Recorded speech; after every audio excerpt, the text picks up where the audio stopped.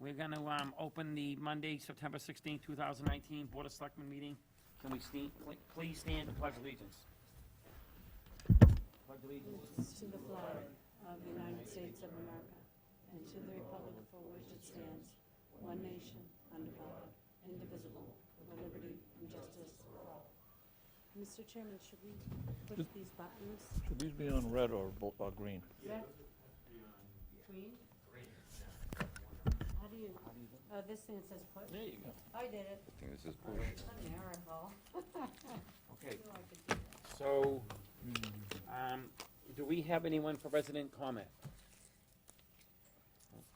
Okay, so, Ed, do you want to approve the warrants or read the warrants?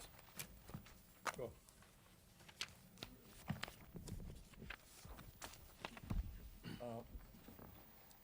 Payroll warrant number 20-11, $165,022.98. Move for passage. Bill seconded. Any further discussion? All in favor? Yes. Bill warrant 20-10, in the amount of $3,291.50. I'll move for passage on that. Second. Any further discussion? Yeah, quick Go ahead. question. This is just separate from regular bills. Because the rental vendor for Groveland Day needed a check on the day of the event, so we had to cut a check early. Okay, yep, thank you. You're welcome. We didn't vote. All in favor? Yes. Bill warrant number 20-11, $253,433.67. Second? Bill? No second? Second, Second it? Do you want a breakdown? please. Town, $88,074.59. Water and sewer, $40,824.51. Payroll withholding, $5,382.73. Light bills, $90,888.10. Grants, special receiving revolving, $28,263.74. Second. Any further discussion? All in favor? Okay, moving on. Approve the minutes. There are none to approve this evening. I was gonna say, okay, So we're done with that? Okay.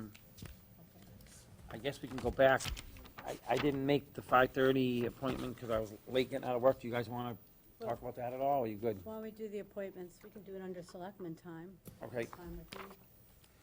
All right, so appointments, we have accordance to MGL Chapter 4111, recommendation by the Electric Light Commission is to appoint Michael Claudia of 15 Byfield Road, Groveland, to the Electric Light Commission effective September 16, 2019. The appointment is made as a joint appointment between the Board of Selectmen and the Electric Light Commissioners until the next annual, May 4, 2020. At that time, there will be an election to fill the remainder of the term vacant due to the resignation.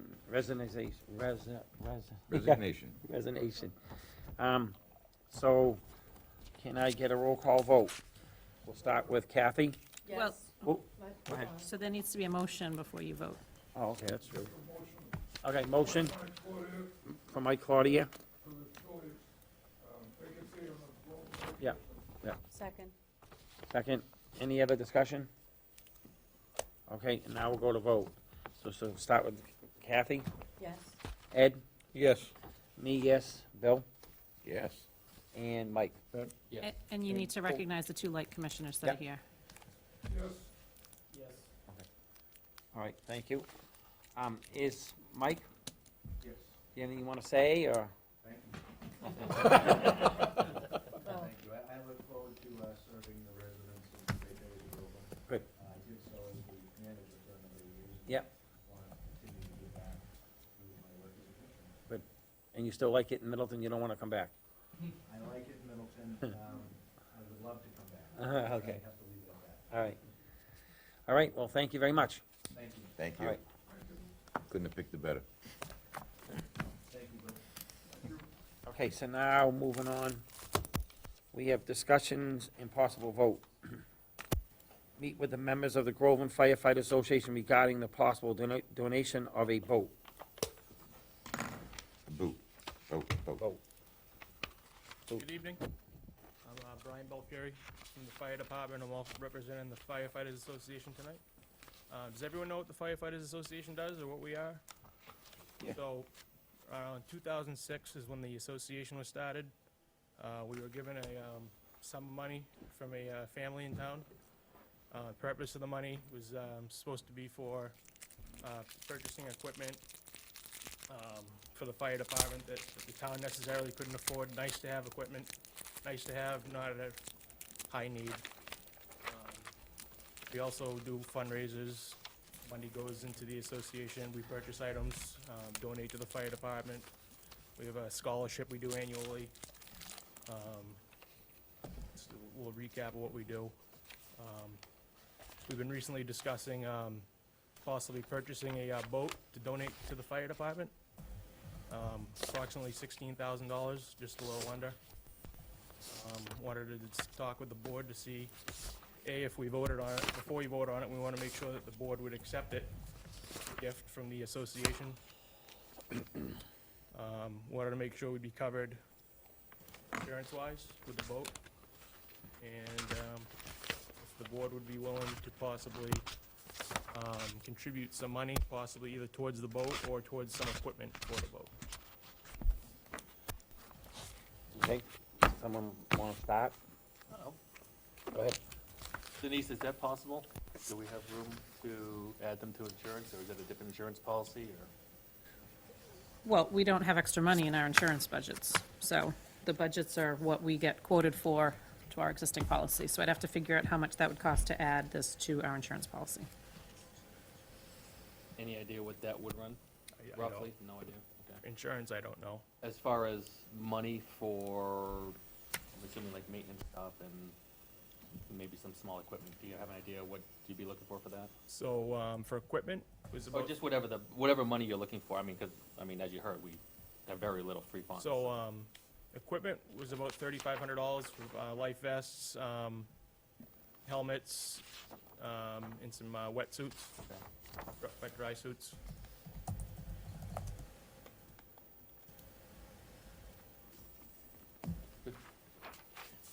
Yeah, I just have a couple. Is this a new boat, a used boat? It's a brand-new boat, It's a brand new boat? What size? 15 and a half foot. And what's it gonna be used for primarily? Water rescue, would you be able to use it in the ponds? It would be capable of going in the river if we needed it, in the river. So it'd be trailered for the It most would be on part? a trailer, so the 15, just under $16,000 is the 15 and a half foot boat, the trailer, and the motor, 25 horse, 4-stroke engine. And you said you would be looking for contributions from the board. We were gonna ask if you guys would be willing to. Ooh, willing to how much? I got $5 on me right now, I'll give you, but, you know, if you're looking for 5,000, that may be a different, Sure. Yeah. So $3,500 is for equipment that we were looking for. We were wondering if there would be any possibility for any kind of donation or contribution. And Bill, Okay. you should have the letter in your packet that outlines what they're requesting.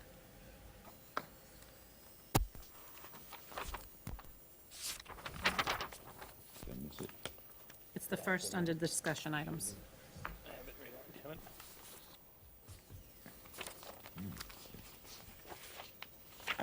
Got it, yep, okay. Skip right over. Are you good for now? Yeah, I'm good for now. Ed, you got anything you wanna say? Yes. Brian, where do you plan on storing the boat?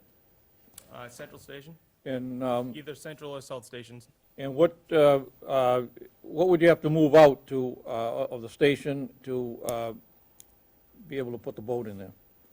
So right now, the combo is where the boat would probably go. The combo is generally at South Station. The chief's car's parked in there right now, where the combo would normally be parked. So the plan would be for the combo to either go back to South Station or we could put it at South Station, where the chief's car is. Okay.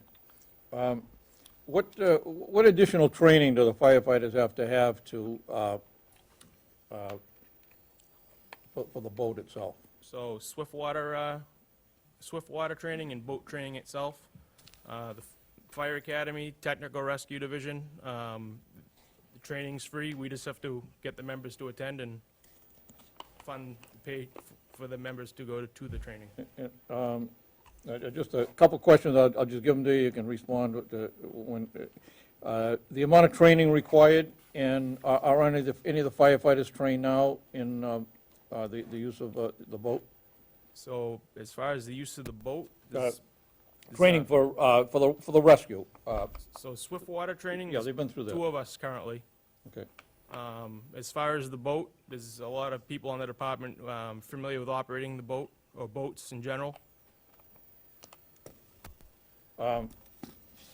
And you say it could be used on the river and on the ponds?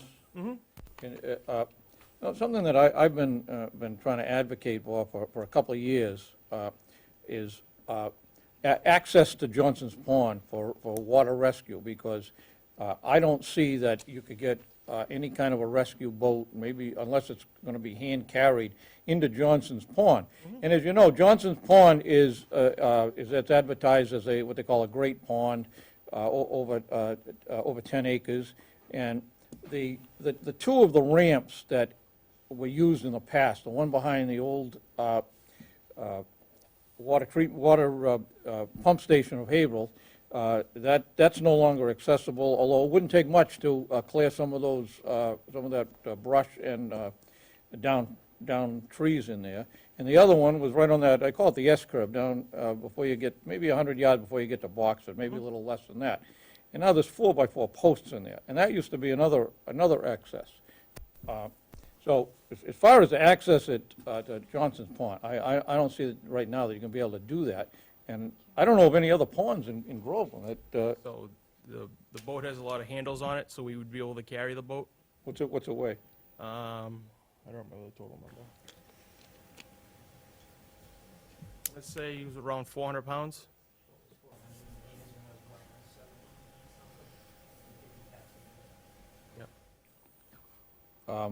Electric motor, gas motor? Gas motor. Gas motor, okay. Yeah, I don't have any objections to it. Has there been any instances where, like a rescue in the river, where we haven't been able to get a hold of the harbor master? In the river, no. We had one on Parker River. We ended up getting the call last November. It was actually in Georgetown, right on the line. Oh, yeah, I remember that one. I'll give you the short version. A couple of people ended up in the water. A couple of our people ended up in the water. I'll leave it at that. Where would you have put this boat if you were going on that particular rescue out at, There's a launch there. You could back right out, trailer right in there. okay. And that'd be on the Georgetown side? Yep. Yeah. Okay, no, I'm all set. Kathy? Yes, I think that there's a number of concerns I have. First and foremost, we're about to hire a new fire chief, and I truly think that this decision should go through the new fire chief.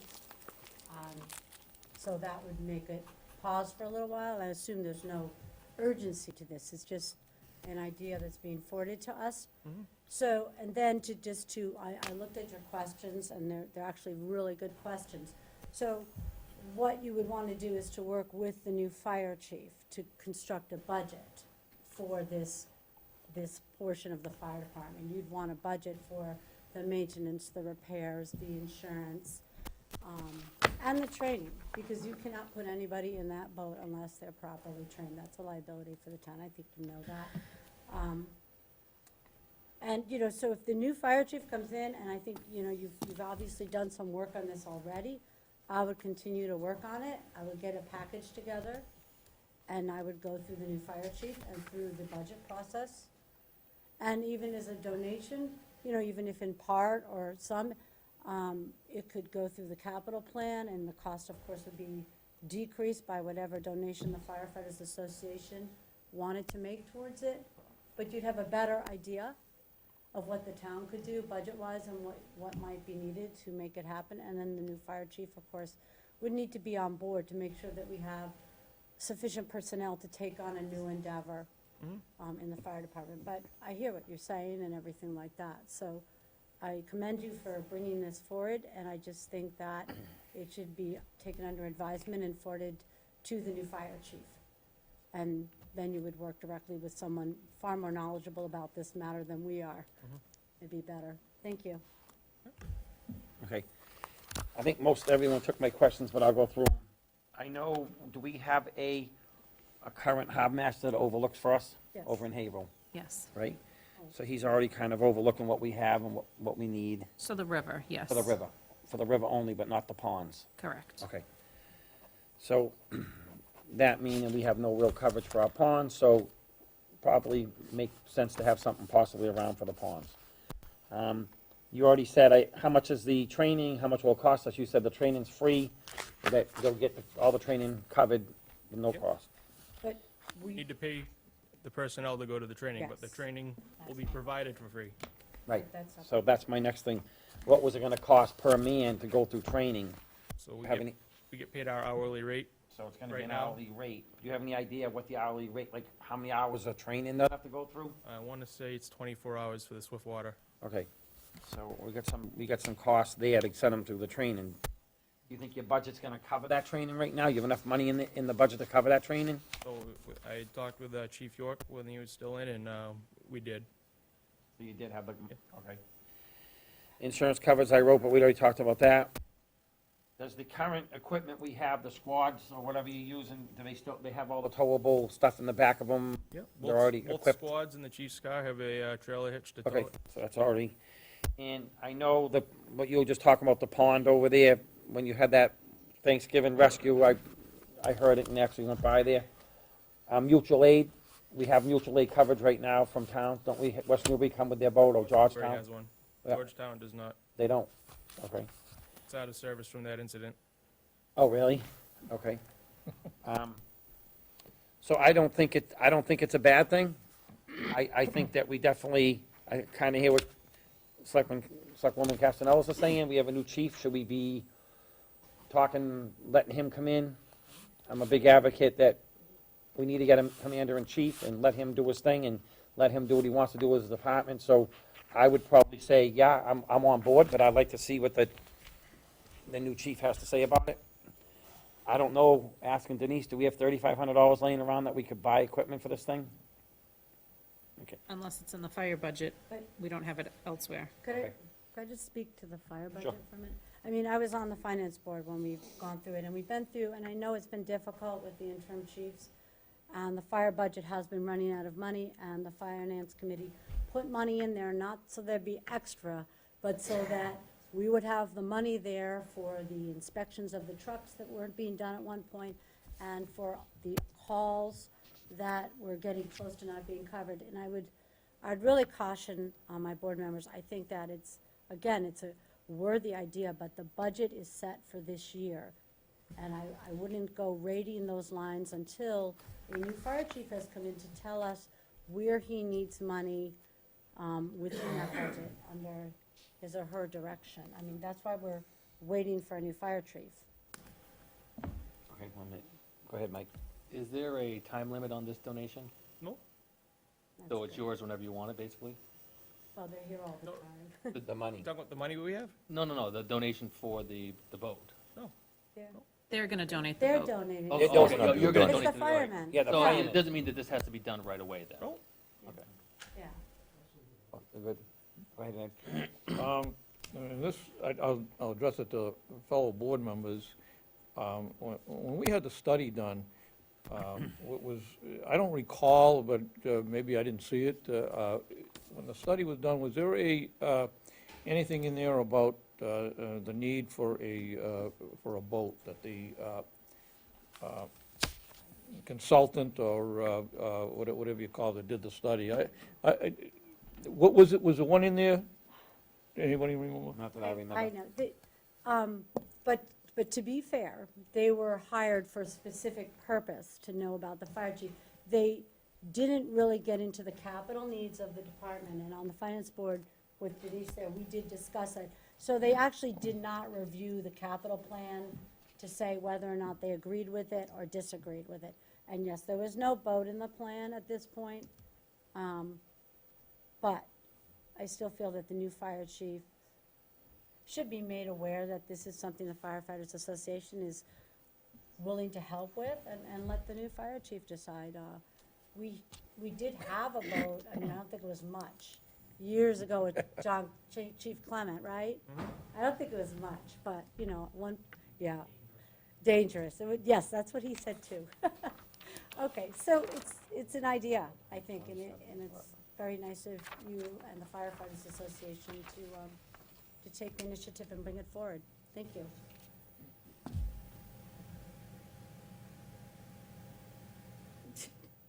He's calculating. So how many men do you think it would take, like, to have trained for that boat, roughly? How many you plan, A would you? dozen? Huh?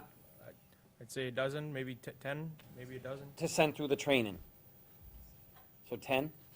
So it's gonna cost roughly $540 per man to run them through that course. So at 10 guys, you're talking $5,000 over and above the 3,500. So I think I would rather, I'm for safety, you know what I mean? I'm not saying it's a bad thing, but I would like to be cautious going forward, because I know where we are with, you know, with money and everything. And I commend you in the department for doing what they did, and I don't think we should put it to rest, but we're gonna have some discussion pretty quick about a chief and everything. Maybe we can get to that, and we can, you know, try to let him deal with it. I mean, I'm not trying to be the bearer of bad news, but I don't wanna spend, you know, sign up for something, and then we don't have the money to get them through the training. Now we have a boat, we don't have guys to run, you know? So I'd rather make sure all the apples are in the basket before we press forward. Go ahead. When do you expect to be able to put the guys through the training, purchase the boat, get it in service? What's the, if we said, yeah, okay, tonight, yeah, go ahead and do it, how long would it take to get the guys certified and purchase the boat and get it in service? So the boat, something that is in stock right now. So boat, probably a couple, a month. But training would be a matter of getting the academy up here to host a class. Okay, So I don't know how far back they're set on their schedule right now. just We'll be looking at 3 or 4 months anyway. well, as a suggestion, perhaps you could keep that, the boat offer running.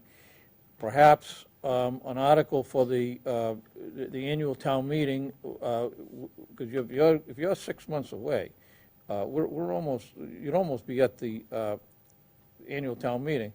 An article, a separate article to raise the $3,500, $4,000 for the equipment, and maybe even in the new budget, additional monies in the budget for training for the firefighters to go to that class. And I mean, I'm all in favor of it. I think it's a great idea, but I'm just looking at the money part of it, and maybe that's a way to do it. Okay. And then, obviously, you'd want to wait to purchase it to make sure that the townspeople would go along with the $4,000, excuse me, $4,000 for the equipment. Anyone else? Everyone else all set? No, I think we. Man, it's a great idea. I think the timing right now is probably bad, because if you're gonna wait, gonna take you 3 to 4 months, you're probably gonna need a snowmobile more than you need a boat at that point, right? Then it's only a couple more months till town meeting. I think it's a fantastic idea, and kudos to all you guys that raised the money to do this. It's fantastic. Great job. If you go to town meeting, I'd go for the gusto, go for the 5 and the 3. Go for 10. Thank you very much for coming in, and thank you for your work. Okay. This also allows- Don't let it drop, just keep the ball rolling. Also allowed finance to try to plan for insurance increases, any additional cost. to put into budget next year. Yeah, I mean, I don't think the insurance will be a lot, but we are budgeted to the penny almost every year in our insurance. No, I know. So I don't think it should be much to insure it. Okay, so we're all done with that subject, so moving on. We have the Community Preservation CPA tax discussion. Oh, I get to start? This was Mike's. You get to start. I get to start. So Denise provided us with a lot of pages and a lot of numbers. But I did have some questions for Mike. Just so I know, which document are we looking at? Are we looking at this document or this doc? Looking at all of them. They kind of go hand in Okay, hand. okay. So just as long as I know where we are. That's fine. Thanks.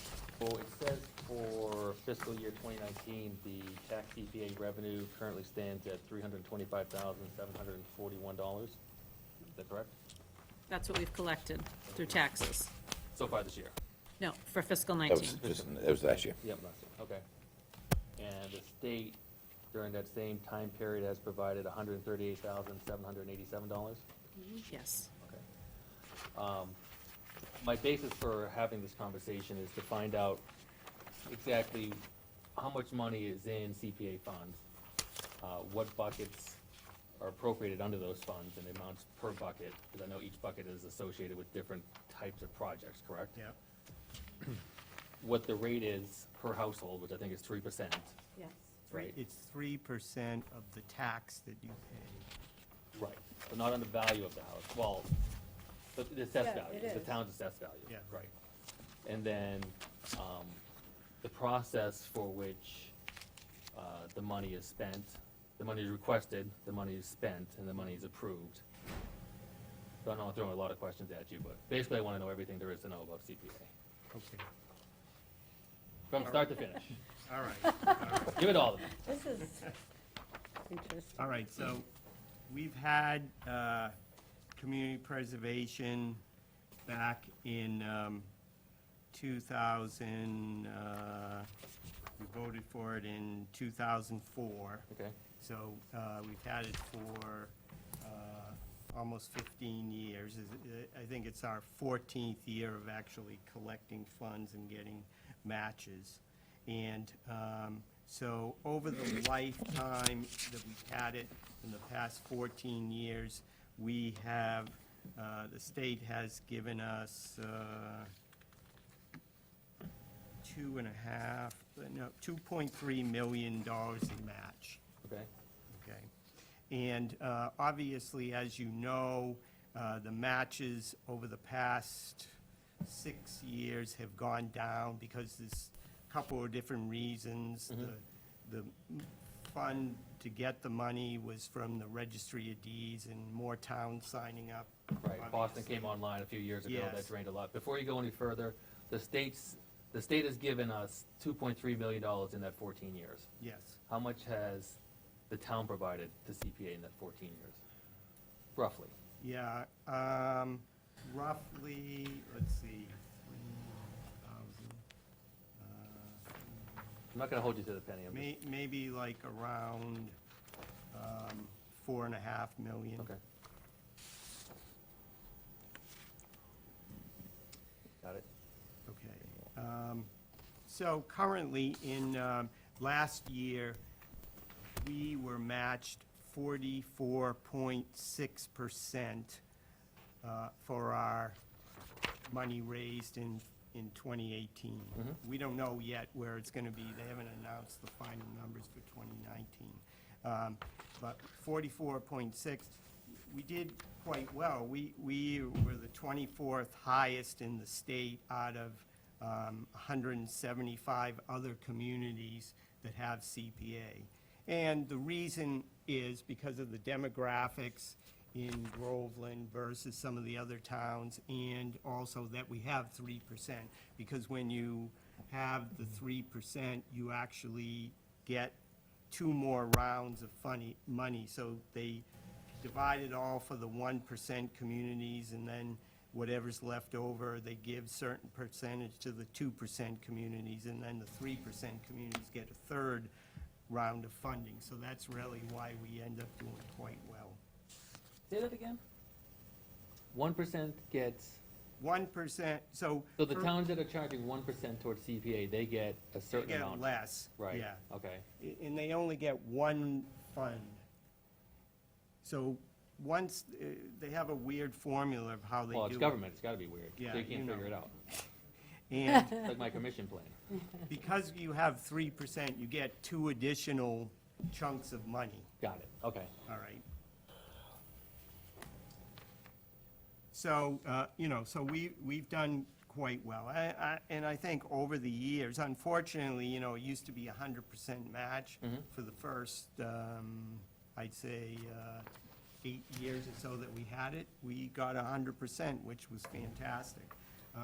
Some new initiatives have been filed by the state legislature. They're actually coming up with a separate chunk of money that they intend to fund CPA. So that means that besides the Registry of Deed funds, they increase the amount that we get from Registry of Deeds, but also in addition to that, they're putting more money in. So this year, nobody knows for sure what the percentage is gonna be. I think it's gonna be less than 44.6%, but it's still gonna be a significant match, more than if we were just putting the money in the bank. So, let's see, what's there now? So, some of this will be in this newsletter that all taxpayers will receive with the next tax bill.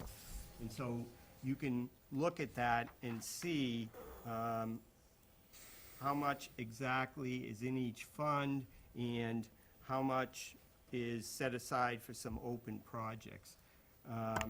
There's 4 categories that CPA covers: open space, community housing, historic preservation, and recreation. The first 3 get a 10% fund every year, so they're guaranteed a certain amount and it can only be spent on that. And then recreation doesn't get a guaranteed amount, but, projects can still be spent on recreation. So, right now, or at least, So, yep, open space gets 10%, community housing gets 10%, historic preservation gets 10%, and then, the rest goes into the general fund. Out of that general fund, any of the 4 categories can use the general fund, got it, okay. okay? So, let's see if I can read this. Currently, open space has $255,000. Historic has $92,000, I'm rounding. Yep. It's this page. Affordable housing has third- $713,000. And the remainder that is in the, It's the third page, Gary. the remainder in there is 427 is in the Right general against fund. the balance. 427, 4 million, 4,000? 427,000. 427. So, And that 427 can be used for any of the yes. buckets. Can I interrupt you for 1 second, Yeah, Mike? sure. So for the spreadsheets you all have, you have what he's reading. So the landscape spreadsheets, the top page is what town meeting allocate of money, as he just indicated. The second page shows the articles where it's appropriated, and then it shows the balance to appropriate what's left. Those are the numbers he just read off. Got it. So, How come we have so many pages? so if you took Then the it's each project broken the down. open space, the historic, the affordable, and the general, you total those all up, that amount of money is money that we can still spend total? Yes, Okay. yes. And But, But Sorry. they have restrictions, but, you know. but they can't, you can't take the open space, 255, and put it in affordable and spend it. It has to be spent in open space. Exactly. Okay. You know, and the big one there is So- the affordable housing has 713,000. Right. Sounds like, a lot of money, but we don't spend it on anything but affordable housing. so those are the totals currently in place. Yeah. And roughly, on average, how much are we putting back into those buckets? So look at the first page. Yeah, I can't read that, it's like one So, font. for instance, last town meeting, we put 50,000 in open space, 50,000 in historic, 50,000 in affordable, 20,000 in the administrative, and then the excess funds of what was collected was 267,000 that went in the general fund main recreation account.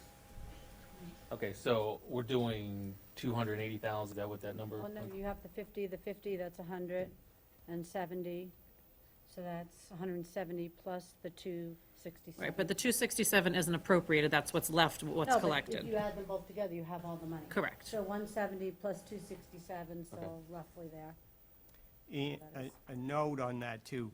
The administrative funds are not a separate account. That is, there's no, most of the time, we set aside 20,000, but we don't spend 20,000. Some years, we don't spend anything. Or, we may pay the dues for the Community Preservation Coalition, that's it. So any money that's spent out of that 20,000 is really in the general fund. Yep. It's more of just a guideline that we use for that type of thing. So, now, so that's the money that has not been allocated for any projects. It's available to use for a project. But that doesn't mean that's all the money that's in there, because besides that money is also the money for each project that hasn't been spent yet. So. But it's been allocated, we have, Yes. it's been, so we really don't even need to know about it because the projects I are don't want- underway, yeah, exactly. waiting for them to get finished, so we really don't, that money's doesn't been go to the spent. total, yeah, that We should don't need to be, even deal with that. Yeah. I got a quick question. I'm slow. But how much money, it's 50,000, 50,000, 50,000, we're putting into these each year? Yeah, About 50,000? 50, yeah. So that, out of that 3%, that's our portion of the state and the State town match and- That's both, Both. The town and the state combined correct, is 50, yes. is what we're putting into these buckets. 50. And that's Into the by bucket. law, but that's by law. Well, at least 10%. Yes, that's the law dictates that. Right. Yes. Okay.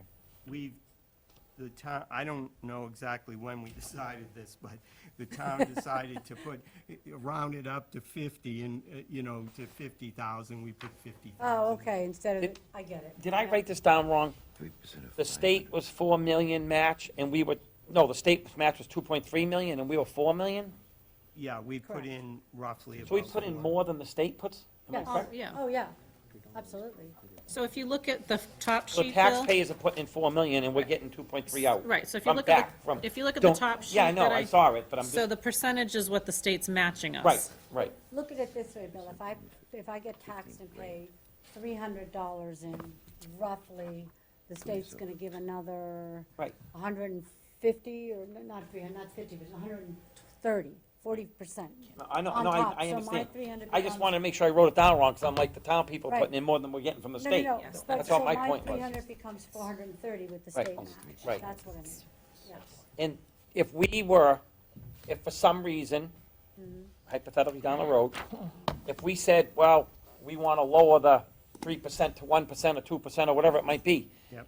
will the state never, will not help put money back in at a later date? Or are they going to say, nope, you guys mess with this thing, forget it, we're done?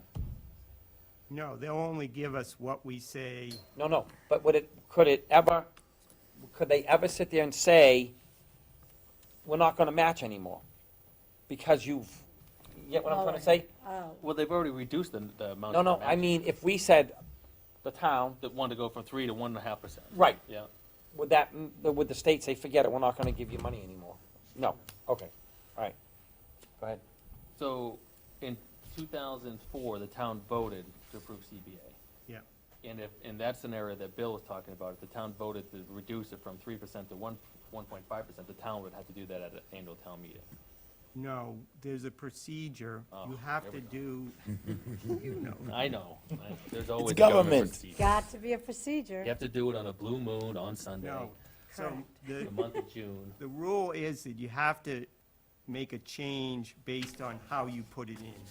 The way it was put in was a citizen petition, so you had to get 5% of the registered voters. They have to sign a petition. Then it goes on the ballot, the next ballot after that, and then it goes by a majority vote. Okay, so, for an example, my taxes are about 8,000. Okay? 3% of that is, what, 250, 240. right? So that's what I'm putting in each year Yes. to the CPA. Yep. And if I reduce that, obviously, by half to 1.5%, that would be $120. Yep. My thought process for having this conversation is to try to mitigate the taxes that we placed on the town for recent purchases and, of course, for the school system that's coming online, right? Yep. Because my taxes are going to be somewhere in the neighborhood of $1,000 to $1,100 extra just for the school. Now, I know $120 or $100 or $50 doesn't sound like much, but it's better than giving it up, right? Yeah, and for some people, that's a significant. Fixed income, right, I That's a mean, lot. that was the argument for a lot of people that were on Right. fixed income, and this is really gonna hurt people. Right, right. So, we've been through this before. There's been, the original ballot back in 2004 was very large support. 1,238 people voted for it versus 712 were opposed. So significant amount of support for it at the time back. Don't get me wrong, I think the program has done Yeah. a lot of good things and a lot of good projects. Yep. I'm just wondering if it's running towards the tail end of the capabilities of what's left that can be done. Granted, the numbers that we have in the bank already associated with CPA, and we're still funding it. Yeah, Is it time to look at reducing, and it's just a question, really, is it time to Sure. start reducing that tax rate to give some burden, some less burden back to the town people, or do people just wanna keep it the same because they wanna put the tax and the money back into the CPA funds? right. But I just don't know that there's continued projects that we can associate for CPA funds, before we hit the limit of, we can't do anything else in town. Yes. Well, you asked how we go about approving projects and that whole process. So, there's a committee, the Community Preservation Committee. You have a representative on it. There's somebody on it from Planning, Conservation, Historic Commission, Finance Board, supposed to be someone from Affordable Housing, the Housing Authority. Right now, Open Space. So right now, there's nobody on there from Open Space or Affordable Housing, either because, they haven't reappointed somebody on the Open Space, and Affordable Housing only has, I don't know how many people, one person on it. The committee virtually is non-existent. So that means there's 7 people. So the committee meets, starts to meet around this time of year. We often have a meeting where we open it up to have people come in and bring any projects that they may think would be a valid project to fund. In addition to that, the people on the committee represent, open space, historic, affordable housing. So they should also know about what's going on and what should be done, how the money should be spent. And then we have about a 3-month period where we collect proposals for projects. We have a RFP that has a method that you have to write it up so we can compare them all with the same criteria. And then the committee meets usually 2 or 3 more times, sure that it's valid. We sometimes have to check with the CPA Coalition and Town Council to make sure that it meets the requirements. And then we'll take a vote on it and decide what should be recommended to town meeting. Then, we also try to review it with you and also with the Finance Board, so you're on board with these things that may be coming. And then basically, town meeting gets to decide whether or not it's funded or not. So, are there more projects that could be funded?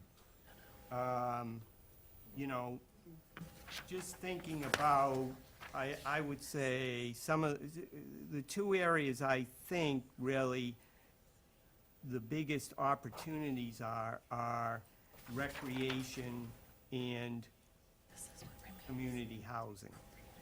Now, there's already a big chunk of money in there for community housing. And we kind of don't know, you know, what's going on with some of these 40Bs that might be coming down the pike. I don't know. But at last town meeting, our town planner put together an affordable housing plan. So hopefully within the next, 6 to 9 months, we know better about some of the things that could be done with the money concerning affordable housing.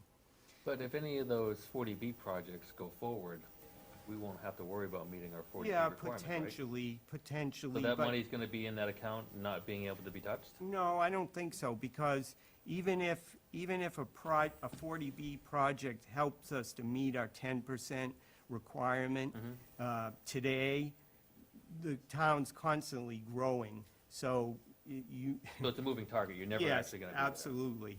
So, I think the town probably has to do something. And there's some other things that can be done with that kind of money besides actually building a building. You can buy down subsidized mortgages for people so that they can afford to buy a normal house. So things other than building can be done with it. How does one do that?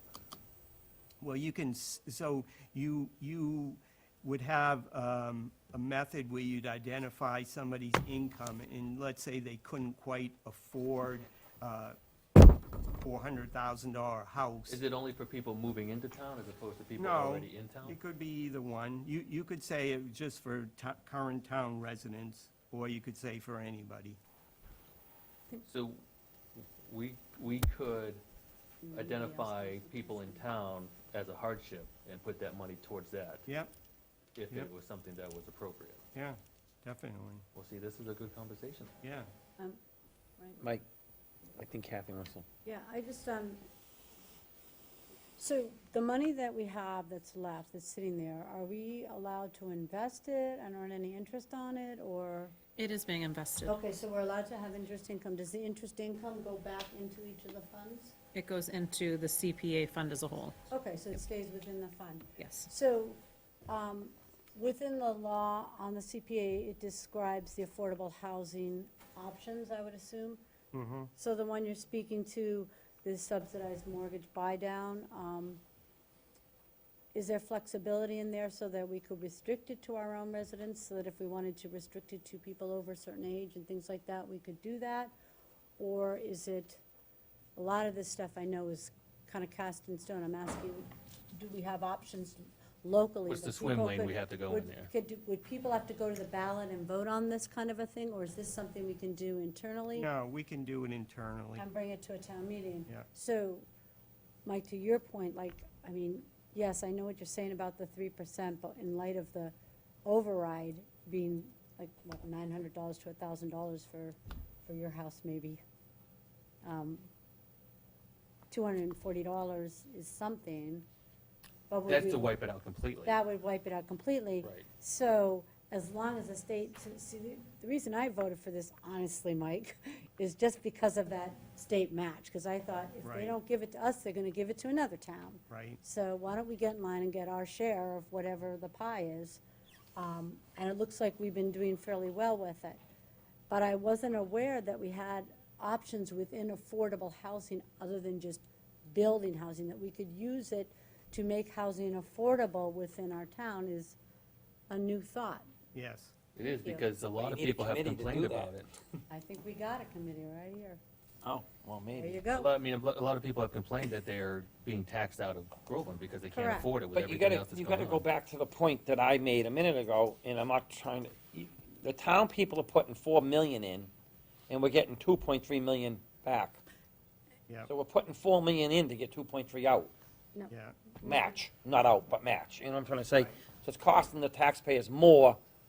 Well, but let's say we decided we wanted to set up our own fund and we were gonna do the same thing, put that money aside of our own. We put that 4 million, what would be the best we might get at the bank, you know, maybe 8%. Instead, we've got almost, probably, average of about 55%.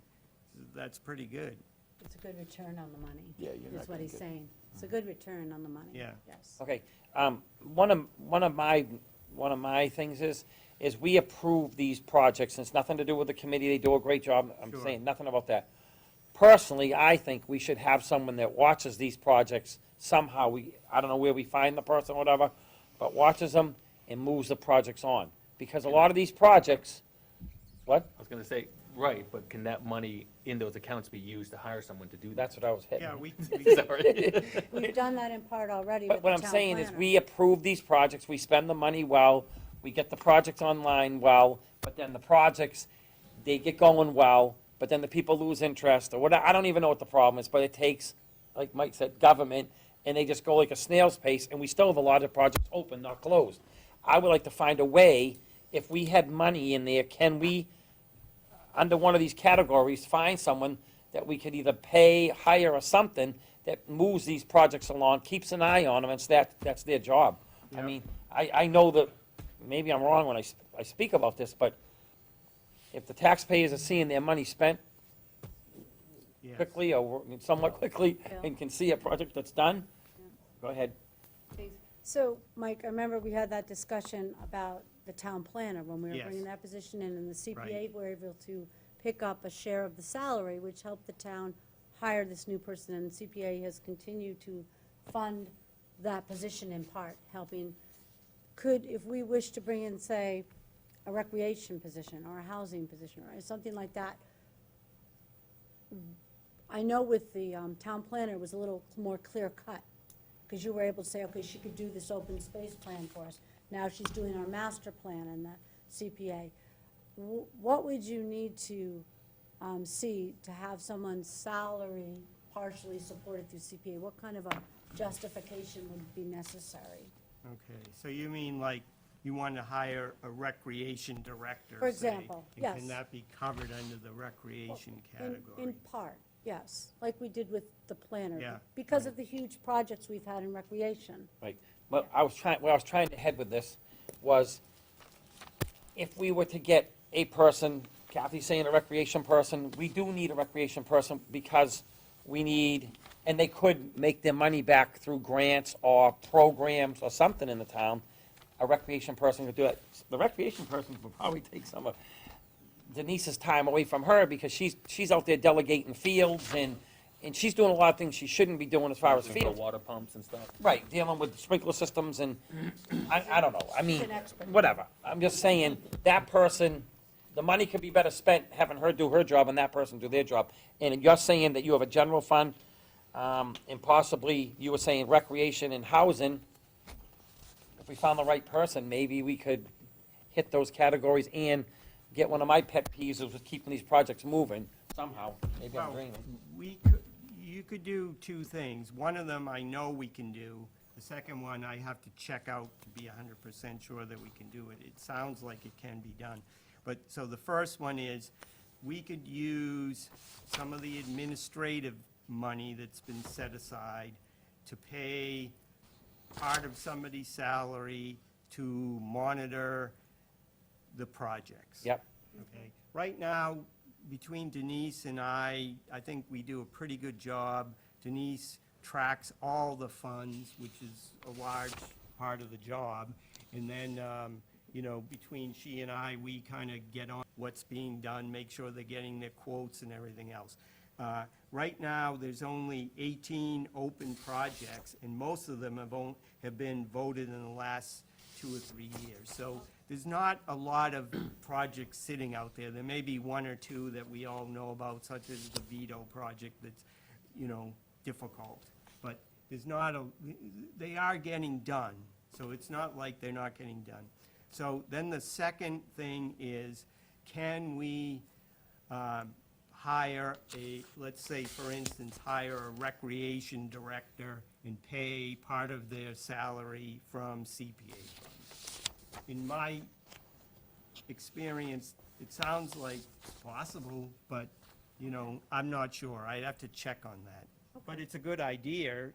I've never really thought of that, you know, but that's similar to what we're doing with the planner. Plan, That's right. exactly what I was gonna say. We're doing it already for the planner, and we're doing it already for other people here. We shouldn't, I mean, recreation's recreation. There's a category, you think that, someone's, and it's not, you're a volunteer, and I'm not saying bad about you, and I'm not saying bad about Denise. I think you guys are doing a great job. It's not, the town's growing, and I'm trying to grow government. I'm trying to make government work smoothly. That's all I'm saying. And I think that 2 or 3 years for a project, I'm not criticizing, please, don't think I'm criticizing. 2 or 3 years is too long to get a project done. We should be getting these projects done in a year and a half, you know what I'm saying? And it's only because, it's not because people's time is time. They don't have time to volunteer. Right. You know what I Well, mean? that- That's all. that's what it I think is. it would go smoothly and what have you. And I'm sure with the planner, you probably found things are going more smoothly with the Oh, yeah, planner now. Definitely. I've heard a lot of good things about the planner, so Right. I think that's a good thing. Oh, sorry, go ahead, Denise.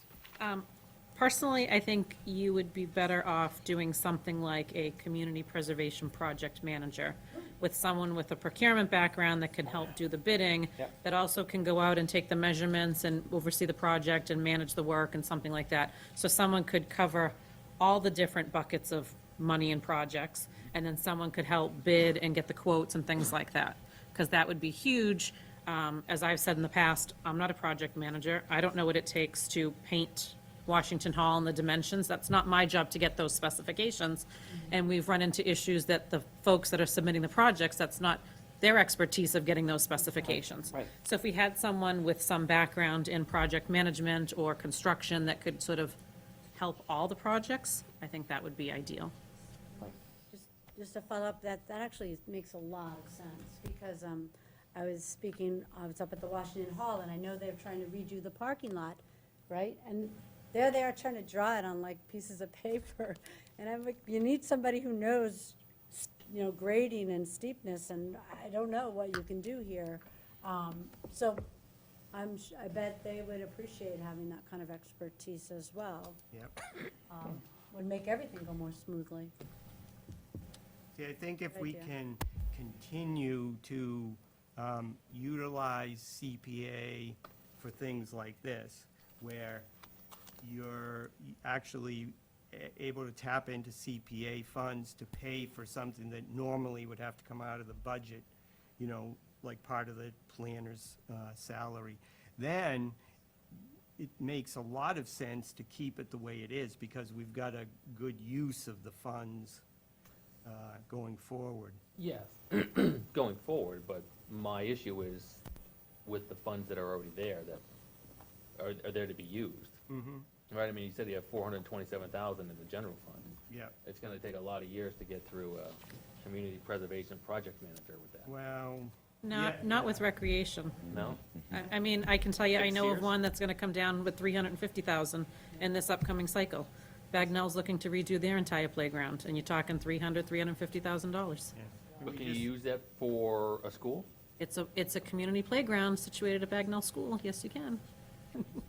And what did we, I think it's like 510 or something, 510,000 on the Pines. Yep. So it's like pretty easy to spend the money on some of these recreation projects, I think. Ed, want to talk, go ahead, Ed. Mike, I like your idea of maybe using administrative section of the CPA to hire somebody to do these projects. Do you know of any other community that has somebody of that? Oh, yeah. They do, All the bigger cities, that's what they do. okay. I know you touched on the exemption. Can you just go over that again? And who makes the decision? How does somebody submit for an exemption? Is there an age limit? Was an economic level as far as pay? And who makes the decision? You can apply, it's an income-based exemption.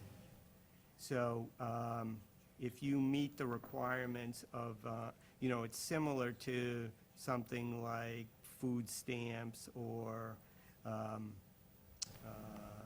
you know, our affordable housing at Groveland Housing. At the Groveland If you, Commons. right, so if you meet those requirements, you can apply with the tax assessor's office. And it's not a matter of whether they get to decide whether, as long as you meet those requirements, you can be exempted completely from paying the CPA tax. And unfortunately, I found out that no one has ever done this, Oh, which is kind of amazing. And I was looking on the chart that the Council on Aging puts out on exemptions, and it wasn't even on there. So I gave the information to Lynn so that she can update it and make sure that it's on there. Probably no one's done it because they don't know about it, so, That would be important for a lot of people yeah, under the hardship. definitely. Phil, you wanna say something? I wasn't done. Oh, I'm sorry. But obviously, nobody down at River Pines would qualify because they're not paying taxes. but, Right. Maybe some of the other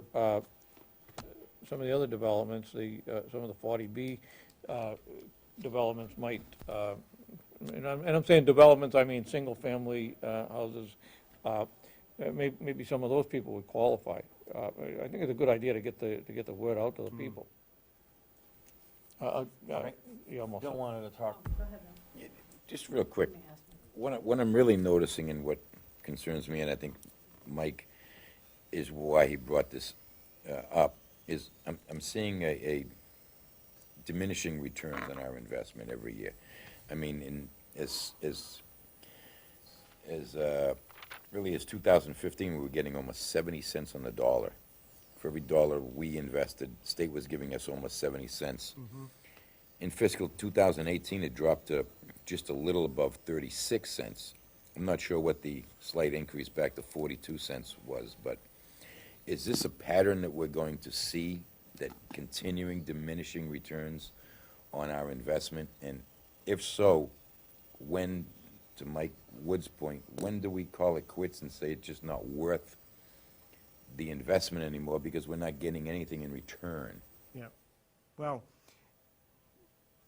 I think that they've kind of reached the bottom of, this is my opinion, they've reached the bottom. They've actually got the state legislature interested in, keeping it kind of where it is by funding it separately from the Registry of Deeds.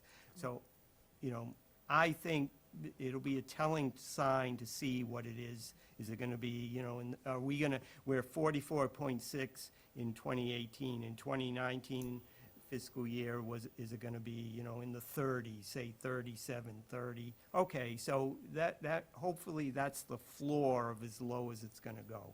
No guarantee, but that's a possibility.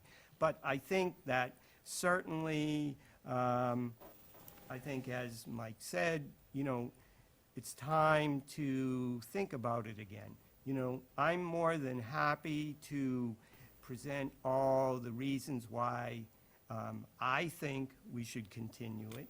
And if somebody else wants to present the other side, and if we really want to pursue putting the petition together and getting it on the ballot, maybe it's time in a year or two, but, it's probably worth, like this, to have a discussion with people so they're fully informed about what it is and what they're paying for, and then also, is it worth it?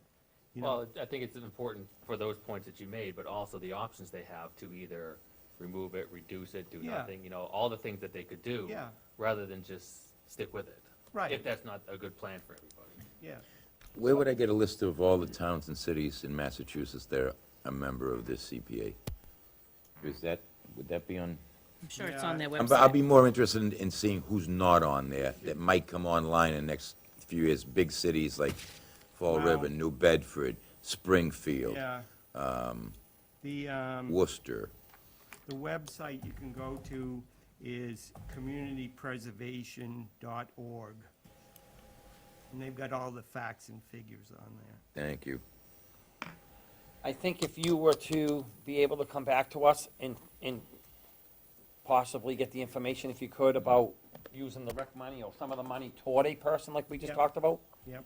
I don't think people in the town are gonna sit there and wanna get rid of this thing if they know if we're funding a person that's Yes. getting these projects done and what have you. I think that's gonna be a big help. Right. And I think if the people knew about the town planner, which I think a lot of people do, that, we've, part of it funded the town planner, it's working. Right. It's helping. It's not making our government grow fast, and it's helping offset it. So, Yeah, I can do okay, that. go ahead, Dan. Mike, this fiscal year 2018, when it dropped to 36%, was that, wasn't that the time that the legislature was funds in the budget? You probably know more about it than I do. And was that the year that they didn't have any excess? And I know that there was a bill before the legislature to fund it with another source. Yep. And you did touch upon that, but do you know whether that was refiled or not?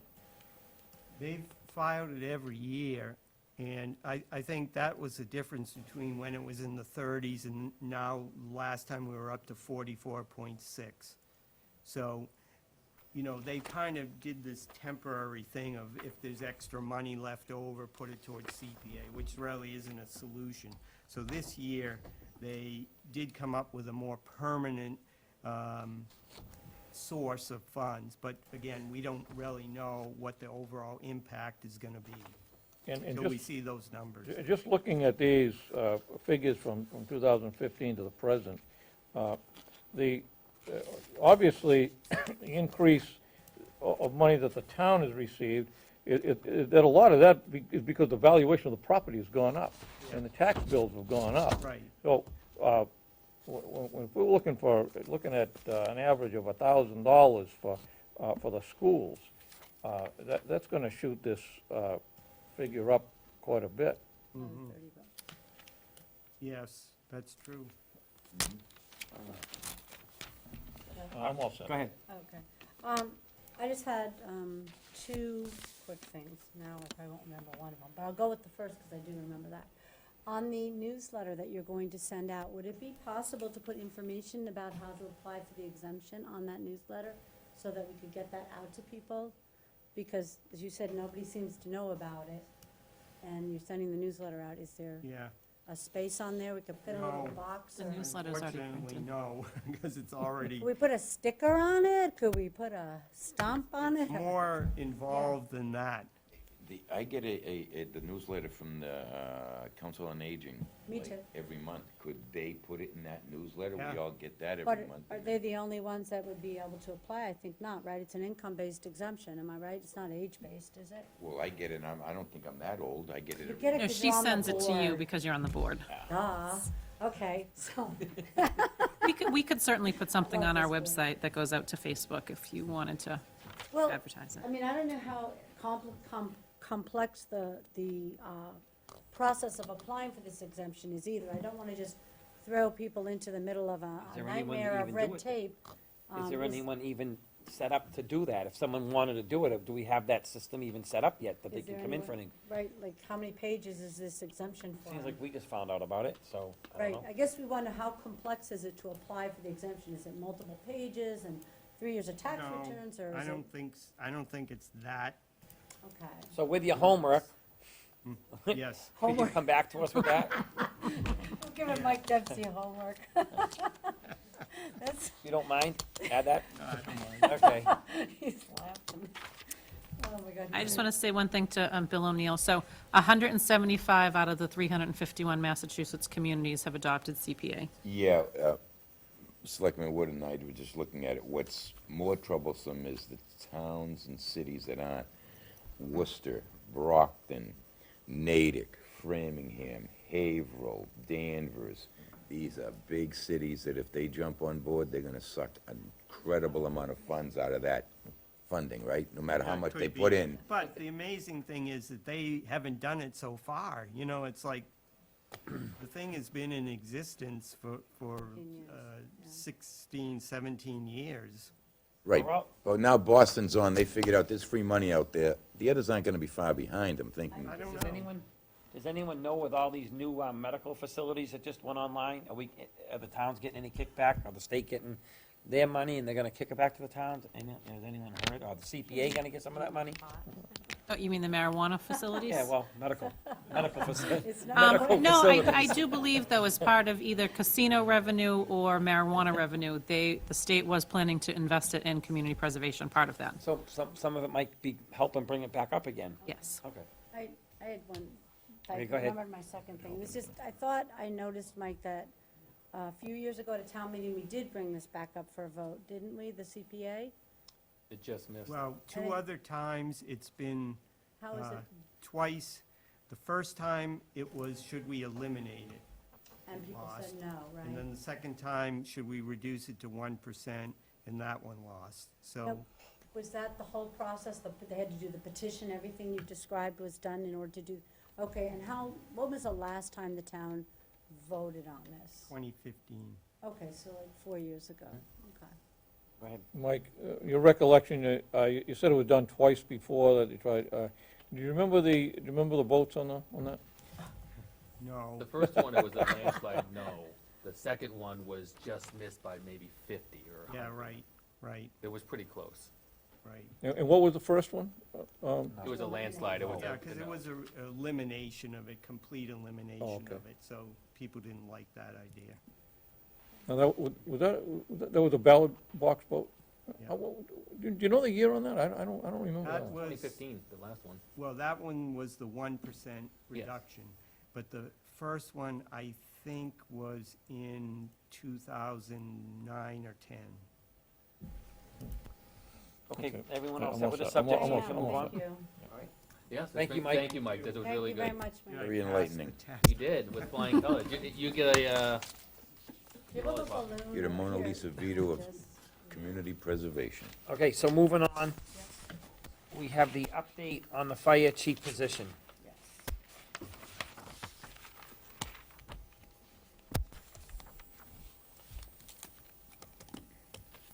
Want me to start on Sure. the Oh, yeah.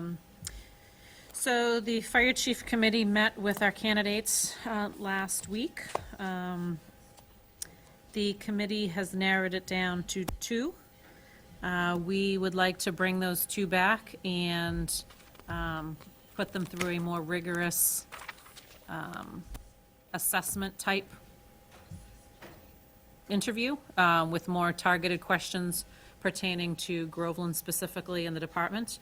We asked more generalized questions to get a sense of their overall knowledge, but now we would like to really drill down on the two and see what their knowledge is, so that we can make a recommendation to this board.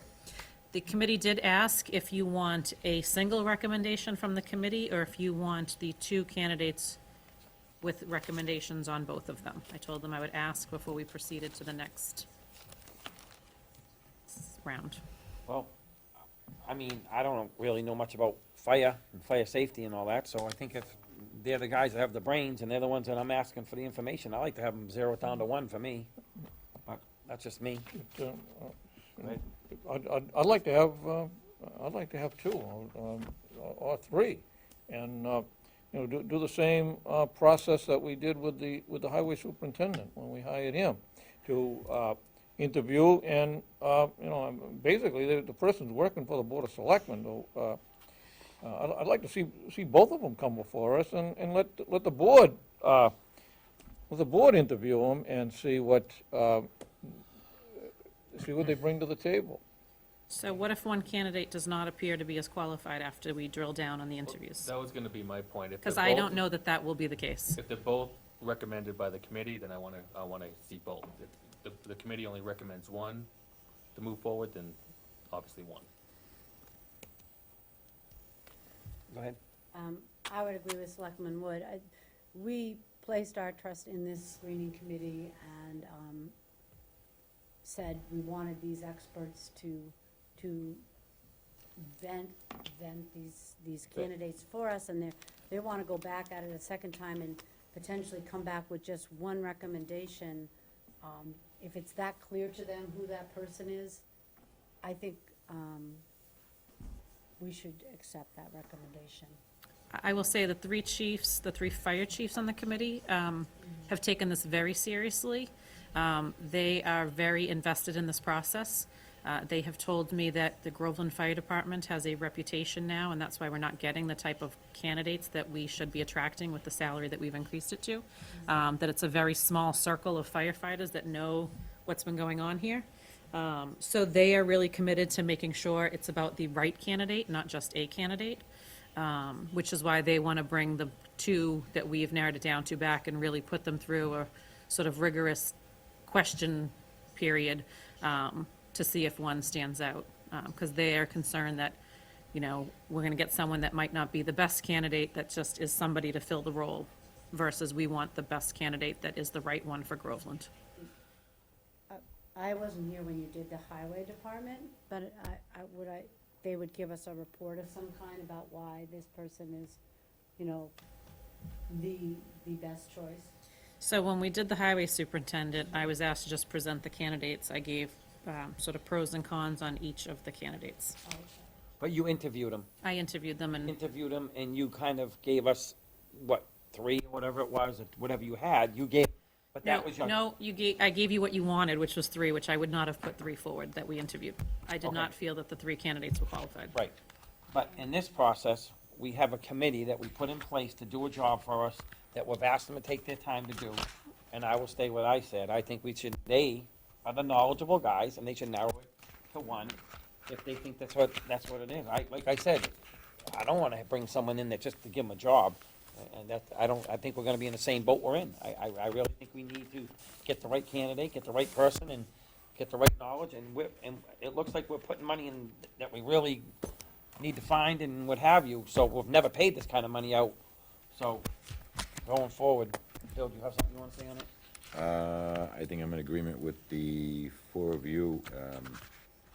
Really, I think they've done a remarkable job trying to identify the absolute correct candidate that would be the proper fit. I think we should allow them just to continue their work.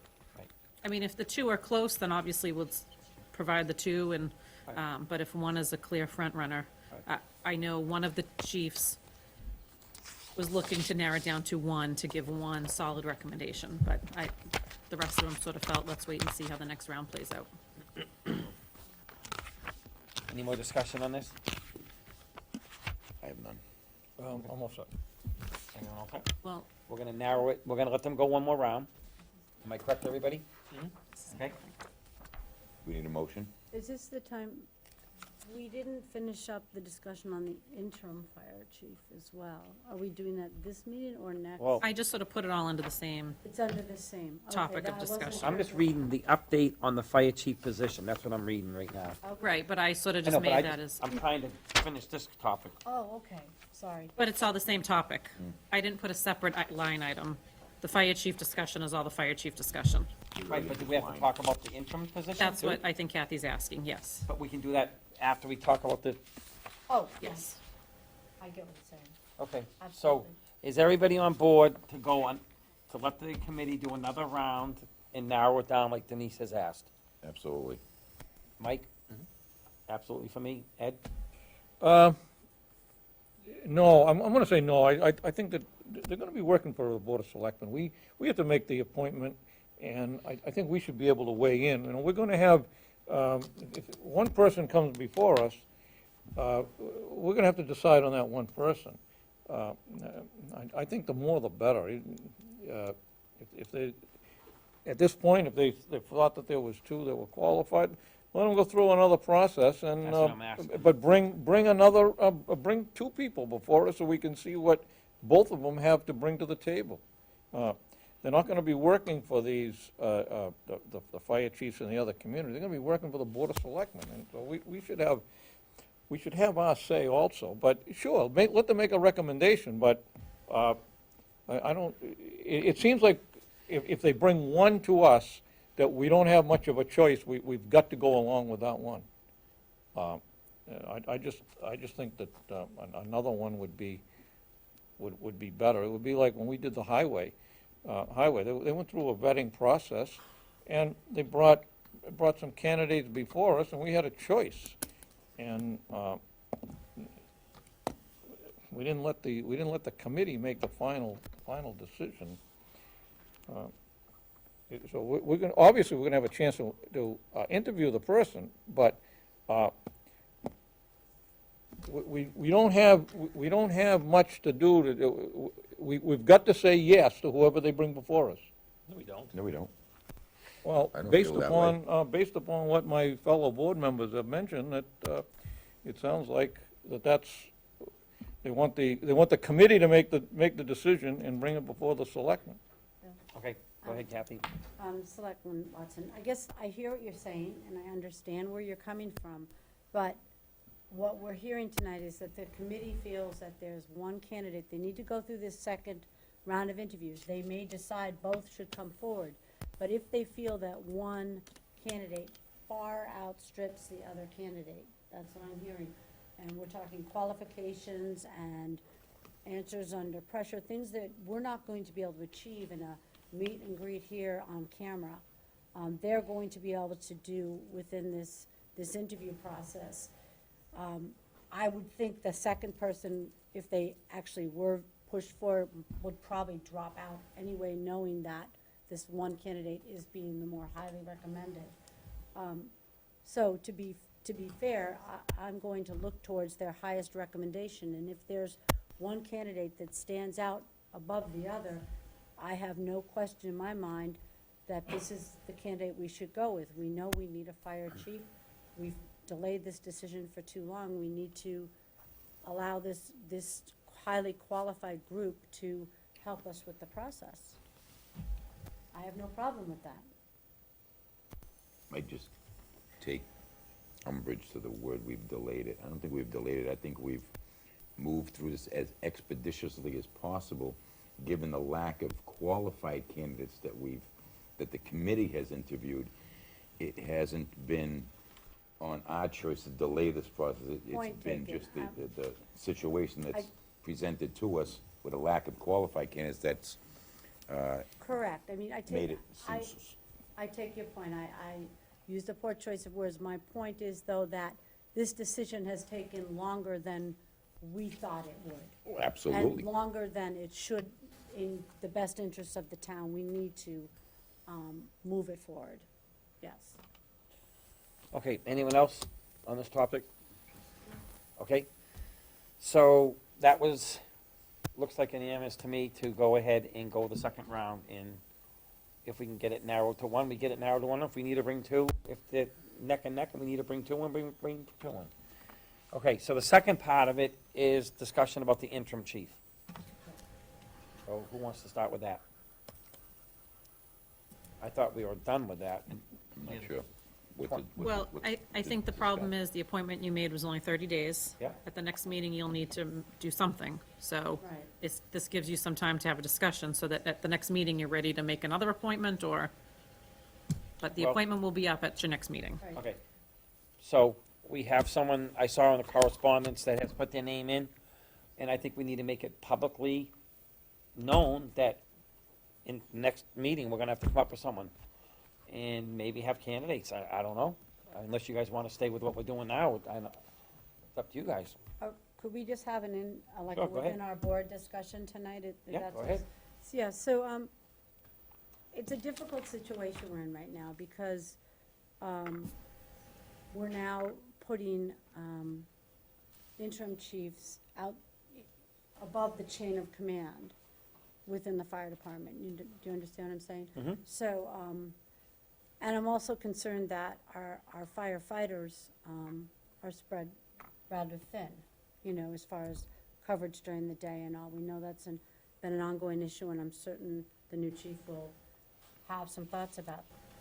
We talked about, when we were doing this appointment, we didn't know the answer to several questions, right?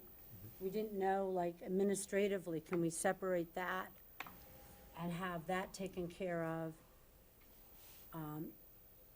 differently than just an interim fire chief? Remember the questions we asked? So the answer to the questions now, as I understand it, are if we do nothing, and if we say we just didn't appoint an interim fire chief, it would go down the chain of command, each person saying, nope, not me, nope, not me, nope, not me, until somebody says yes. Am I right about that? If we do nothing. If you do nothing, according to the legal counsel of the Department of Fire Services, you do not need to have an appointed fire chief. However, it is the highest position would be in charge. So that would be the assistant chief, who has said he's not interested in filling the role. So if he declines, it goes, Then you would go down. then it goes to the next person, then it goes, which is, we don't want that domino, right? I think that would just cause disarray. That's like me. No, I agree, I'm saying we don't want that. We have Right. an answer to that question, Right. which we didn't have before. And the answer to the other question, can we have an administrative chief, interim chief? An administrative interim chief who would just fire department, but not go to the calls, not impact the chain of command while answering calls? And the answer is yes, we could do that if we choose to. Or you could stay with where you are now. Administratively, we have out of chain of command, somebody as the interim chief, and stick with that, hoping that we're gonna bring somebody in. I guess those are our options, 1, 2, and 3. Okay, Yeah, 1 second. Ed wants to talk. Go ahead, Ed. go right ahead. No, you can, no, let Oh, her- So let her fin- let her finish. I was just laying out the 3, those are I believe Right. those are our 3 options. Right, That's I got it. 1, 2, or 3. And Yep. 1 is probably not a good idea. Go ahead. It sounds like we're not too far off from hiring possibly a full-time chief, or and, you know, we asked earlier, was my colleague's suggestion that you put off a vote until the new chief comes on board. And I think the same thing here, that, you know, we have an interim chief, he's here. If we want to ask him how long he would be willing to stick it out, to see how long, and then let the new chief, when we hire a chief, tell us, do we need somebody for administrative work? And I think at that point, that seems to me to be the best way to go. You know, if we, Joe, the interim chief, he's been on there a couple of weeks now, he probably got a good handle on it, and we could ask him how long he would like, how long would he stick it out? I know when he spoke before, he said he'd like to keep the continuity going. And I think that is a decision as far as administratively, that we should leave it up to the new chief, the full-time, permanent chief, whatever. Rick, I wasn't speaking about hiring an administrator, I'm saying these are our 3 options. Do nothing and watch the dominoes fall. Appoint an administrative chief and leave the fires doing what they want, or But- stay with the interim chief that we have right now. Those are options, that's Okay. all I'm saying. Denise, if hypothetically everything went well in this next round of whatever, and we were able to bring someone before us, do you think we're 30 days away, 60 days away from putting someone in the seat? I would say 60. I think depending on what the position is that the person is holding, they may have to give, up to a So month. the worst-case scenario could be 60. I would say 60 days is Most probably, people aren't gonna just walk out the door and say, see you later. They wanna give a notice or Correct. wherever they are or whatever. So So December. that's usually in that position would be a month right there. And then by the time we negotiate a contract, we could have another month. So I mean, I'm thinking, 2 So months. we're 60 days. talking 2 months down the road. Okay. So, I guess, I know, I'm gonna let the board talk amongst themselves, and then I might ask the interim chief a question or two, but, does anyone on this side of the table have something they wanna say? I just have a really quick question, and when's the next committee meeting? When's the next, We didn't schedule it because I wanted to talk to this board first. so nothing's been convened yet? Correct. How We quickly left could it. be convened? Well, the committee, it's pretty easy to get everyone together. We left last week's meeting with each person going back and coming up with 2 in-depth questions. So that's sort of our homework before we reconvene. So I'll follow up tomorrow and see where everybody is with You their. gave homework too. I did. So I'll see where only me. everyone stands with their questions, and then we'll compile them and schedule the next round. I mean, I could imagine by next week, we'll have the next round. Okay, so, the answer, you just answered the question the answer to my next question was, by the next meeting, you'll have convened this committee, gone through that interview process, and possibly September. have that recommendation for us by the next meeting? I don't know about have all that done by the next meeting, because ideally, once we narrow it down, if we have a front runner, then we do the background checks and all that stuff. So I would say by the next meeting, I will have a definitive answer to when all that will take place. But I'm hoping to at least have the interviews done by the next meeting. If I could, just Let- to, Selectman O'Neill, just to say to Bill O'Neill that, yeah, I'd be willing to hold a special meeting to facilitate this quickly, if that's something the board wants to think about, rather than waiting to our scheduled meetings. I agree, but that's really dependent on Yes. that committee's being able to Right. convene, bringing the candidates, getting through the interview process, so really, they've got the ball in their court right now. Yep. They've got to hit it back to us before we can decide what to Right. do. I mean, I'm hoping by the end of next week, we'll have the interviews and then do the background checks. So it's a reasonably good possibility by the first meeting in October, we could have a real hard candidate before us. Yes. And in that case, you'd be 60 days to bringing them on board. Well, 30. No, I would say it's probably 60 days from today. So probably 30 days or so from, So we're looking at really having an interim chief, if all goes well and according to plan, till the end of November. Thanksgiving. And then we could relieve that person for the holidays so they can go home for Christmas and New Year's and really enjoy their family Yes. and friends. And You have something you want to say on this subject? Yeah, December. We're gonna plan for December.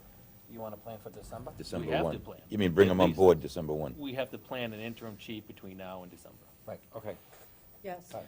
I agree. all right, so, I think it's doable too, right? would you mind going up?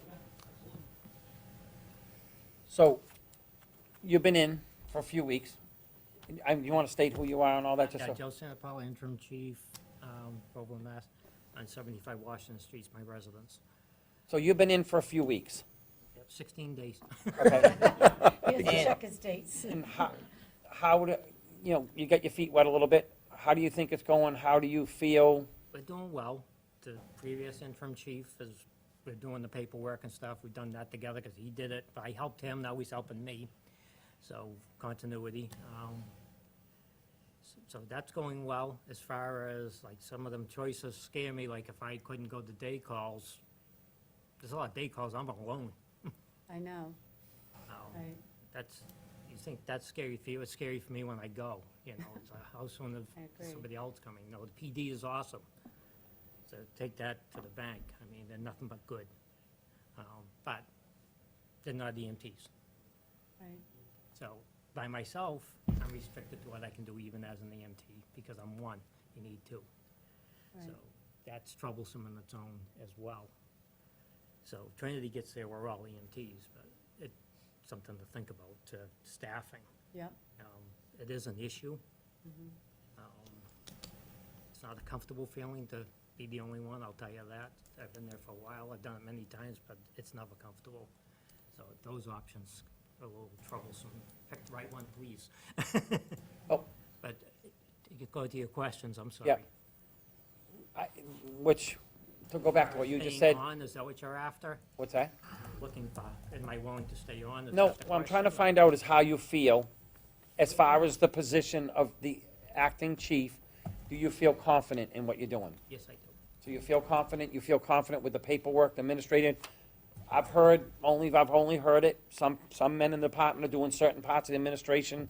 I don't know how true it is, but it's been rumored that it's been divvied up. I don't care what happens if the job's getting done. I mean, if people are, it's not costing us money in the budget. I mean, I don't know. I'm not there. So, certain things are done, we've got a fire engineer that looks at drawings, he's always done that, that's what he does for a living. It's an awesome resource to have, that we have on staff, but yeah, he gets paid for that when he does it. We have people that do inspections, they do it well, they've gone to take those classes, so that's under, different headings. EMS has, got somebody that leads that, nobody can do it all. I'm not a full-time person. I try to be around as much as I can, but again, like I said, I do it hourly because I didn't want to be committed to certain hours, but, yeah, it's divvied up a little bit. But most of it, the chief, as far as the administrative paperwork goes, yeah, I sat there Sunday morning for 4.5 hours. Just trying to get my teeth into where I am. It's, anybody that's ever taken somebody else's job over, there's a lot to learn. So I got help there, yes, and I'm thankful and grateful for that. I think we're in a good place as far as being the interim, but hopefully one of these candidates also works out. Okay, do you, if it came to, would you have a problem staying? Would you stay to the? Definitely will stay. Okay, so that wouldn't be a problem? Stay until. Okay, all right. And you definitely don't have a problem doing what you're doing? From what you've only been there a short time, I get it, but, Yeah, 2 weeks is not the way to learn a job, but, you know, I helped with the previous quite a Right, bit, so right. I understand that. and the staffing issue is separate from what we're talking about, but to come back to that for a minute, we had those MRI report people come in. It's not only Groveland. Having a staffing issue, Nationwide. it's nationwide, it's big, it's a problem everywhere. And back, Nobody works in town like they used Right. to work in town. right, and back before I was a chair last time, what I wanted to do, because it was getting to be a bigger issue then, is I was saying, can we talk to Trinity and have them stage an ambulance over here for certain hours of the day when we know we don't have the staffing, we've had staffing problem. And I think it was almost like, wasn't it like $20,000 Yeah. or something? It was like, They gave us a per-week price, I right, think. to put it over here, but I mean, That's not bad. I could probably find it as you're talking. I know we had gotten a price on it, but, I don't, money is not worth a life, I mean, for Right. sure, Dollar bills on lives. right, so, We I mean, used to if pay- it becomes a bigger issue, we can talk about this more, but if it gets to be a bigger issue, we may have to address that It's somehow. an issue. It's Right. an issue right now. Right, and what I don't wanna happen is I don't wanna have a situation where we sit here as a board and you go to a call alone and something happens that we don't wanna happen, and it comes back, oh, I didn't have the staff, I If did the best they're I. busy and Right. they're very good to, getting here. Right. But it's been, everything they have is busy and they start Right, going outside and sometimes we're waiting for Newbury to get here. They're not around the corner. Depends on the call, but go ahead. I was just gonna add to that, then, we used to have an ambulance that we paid for a long time ago, and then Trinity offered to just cover for free. Well, they do a pretty good job, but as times are getting busier, there are some times when they're not there as quickly. But I will point out, like, if you read some of the literature, that the standard of care that people expect when they call 911 continues to rise, that now Trinity on an emergency call will bring a paramedic, not just an EMT, they'll bring a paramedic. a lot of times. And people will expect that, and so that's where it becomes difficult within a small town to train to that level. So that's why your idea, Bill, to perhaps have conversations, maybe not just with Trinity, with many of these ambulance services, and see if there's something out there that we haven't looked into, I think is a good idea at this time. Just on a note of that too, Trinity does our EMD, that's the Emergency Medical Dispatch. Which I believe in the old, could be wrong, but I think when we paid, that was part of that they paid for. We pay them now for dispatch, yep. Okay, Ed, do you wanted to say something? Yeah, just to rehash, listening to Joe, and he mentioned the fact that we're a learning curve a bit on the administrative work, and that kind of sold me that, yeah, I'm right, that you bring in an administrative chief, and in a few months, we'll have a full-time chief, and an administrative chief's got to learn the process, and then you bring in a full-time chief. I just think it should be left the way it is, and Joe kind of sold me on that with his talk, that it's kind of a duplication, and leave it the way it is until, let the new chief decide how he wants to handle that. So, we're not prepared to vote anyway till next meeting, we're just Correct. having a discussion tonight, Oh, and we that's it. can't vote at all, huh? No, I mean, because I wasn't here the last time, but I heard that some of the board members felt that they were rushed into a decision because the time, so I wanted to make sure you had time to have your discussion, Yeah. so you can have a vote on the Right, 30th. That's what I'm saying. Thank you. Yep. Yeah, Okay. it was, because we didn't get a letter until that meeting, so we couldn't do anything. Okay, so, does anyone else have anything else they wanna talk to Joe, so we can let him sit down and rest his legs? No, just thank you Yes, thank you very much. No, you're all for welcome. everything. So I'll add the appointment of Joe on next agenda. Thank you. Is that what the board wants? What do you think? I mean, we only have 3 options, and I think Yeah. it I sounds have like no the most problem with it. reasonable. I mean, Yeah. job's getting done, it sounds like, and I don't see that, he's been in there a short time, and I think the guy would stand there and tell me, no, I don't think I can handle it. I think, you know, I looked, mean, I've been over here, Denise has seen me, I've Yeah. been in that office asking questions. right, right. Right, and Ed made the point of bringing another administrative chief now, who has another learning curve, and then we're bringing a new chief in. It seems Right. like we're pretty close to You know- getting the new New chief. chief, we need to get Let him me when just- he gets here. Go back to my points, but go ahead. Everyone on board with next meeting? So through Okay. November, right No, now? no, through- that, we're gonna talk, vote next meeting, because we can't vote. No, I know, but I usually put on the agenda what you, Sure. do you want me to put a term, or do you want to have that discussion next meeting? I think at minimum, we're gonna be at November Right. anyway, so we may as well put November. So right now, we'll just do through November, and then we'll see how that plays out. Well, why not just put Joe as interim chief until a full-time chief is hired? He said he's willing to stick around for a while. Yeah, but it's not indefinitely. Right, I think we should put a timeline I on think it. a timeline. Okay, whatever you guys No want. offense, Let's Joe, still but we give- don't wanna say, hey, until 30/30, you're I here. might lean on you. Yeah. Right, before you step away, Yes. to go back on to that, the response and everything, not having the response, could you please keep this board abreast as the interim chief? Yep. If you become a problem, you're on scene and it's you all the time. I mean, like I said, there's no dollar amount that's worth a life. So please, especially me sitting here, I wanna know about it if it becomes an issue, and I'm sure Denise is here all the time and you can talk to her.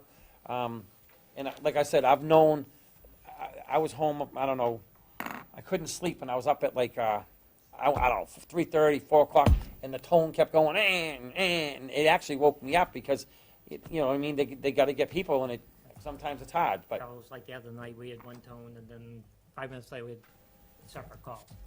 We were then, he got to the station, well, 2 of us at the station were like, oh, they're already retoning, and it was for a different call. So, I mean, Right. some of that is what you hear. right. Usually it takes about 10 minutes to retone, to get somebody, but that's been a long time since that's happened. Mhm. But, Well, if it becomes an issue, just let us know. yeah, no, I I appreciate mean, it's something we definitely need to look at. The next chief is gonna look at that, Oh, I'm because sure he will. everywhere you go, I mean, Georgetown had to put full-time people on because of this. In the last part, I was gonna say, we talk about mutual aid. Are we tied in, I know Georgetown has an ambulance, are we tied with them that if we get in a situation, we need them, can you get to Part them? of it, yes. Can they get over here for us, or West Newbury? So if they're not on calls, Right, you know, Trinity would do that, and if they can't fill the call, they no, but I'm saying, if you're, wave out the ambulance services. if you're in heading there. out to a scene, let's just say you're here during the day and you're heading out, or a guy, you're alone, could you pick up, the ability to pick up your radio and say, hey, Groveland needs help here, Georgetown or West Newbury?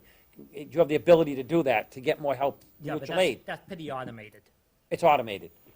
Okay, so they'll know Right. that you need In our help. service plan, Trinity's first, Georgetown, West Newbury, and all of them are already in play for first, second, third, fourth. Okay, So that's already in place. Okay. That's kind of an, you know, we don't have to worry about that, it's already being done. right, but what I'm worried about is having you, Call for mutual aid if it's taking longer, Right. yes. no, I'm just saying to have you stand there by yourself, that's all I'm saying, is get someone else in, or a guy standing by himself. I haven't Okay. hesitated to call for help yet, so. Okay, all right, well, thank you very much. Thanks, Joe. Okay. Thank you.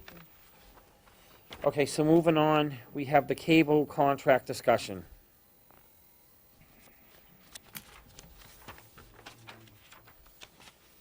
It's 26. That's one of the most significant changes. Where, last contract, I thought they gave us $100,000. Yeah, let me find it, I have it all. Okay. And now they're proposing to only give us 3.75% of gross annual revenue. I don't know what that amounts to. Yes, so, you are correct, it was 100,000, and with the new proposal, it would be No, the franchise fee, I don't believe, it's the Oh, it's not that? capital support. Okay, so that's, oh, I see, it's right below that, right here, okay. And so with that 0.25%, that would equate to $6,700 a year at our current revenue, or $67,000 over the 10-year contract. So, just, so it's $6,700 per year over 10 years? Yes, And what was the 100,000 payment for 10 years? that was the capital. So Was we were that- getting 100,000, Each year, no, in total over the 10 years. over 10 years? We got Oh, like a okay. lump sum, we got like 25,000, then 50,000, then 25,000. 75, 1254. Okay, So yeah, we're it was getting split up. 67,000 versus 100,000. Correct. Now, that being said, talking to council, he said we can absolutely request that it be at least what we were getting At least. as a minimum. We should not be losing anything or any benefits with this contract. Okay, so, Okay? I just have one quick question. I see the proposal, and that was dated July 30th, 2019. I know Mr. Guilford is not here. Is there anyone that could speak to what the Cable Advisory Board's counter-proposal was? I don't see one here. I don't believe the Cable Advisory TV Board has met since I sent this to Tracy on August 1st. I will. August 1st is when I sent it, when you all got when we got the PDF of it. It was sent to him right away. I will tell you, I've heard from Comcast Government Relations asking if we have completed our required public hearings and meetings.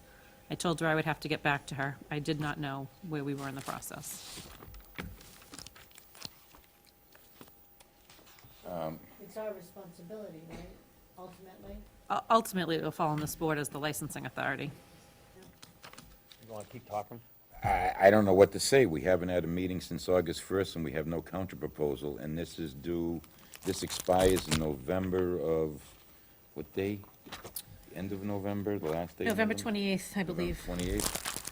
We're getting to the witching hour, and I'm just not feeling warm and fuzzies that this thing is going to materialize to the benefit of Groveland as much as it's going to the benefit of Verizon or Comcast. My only comment. Right, but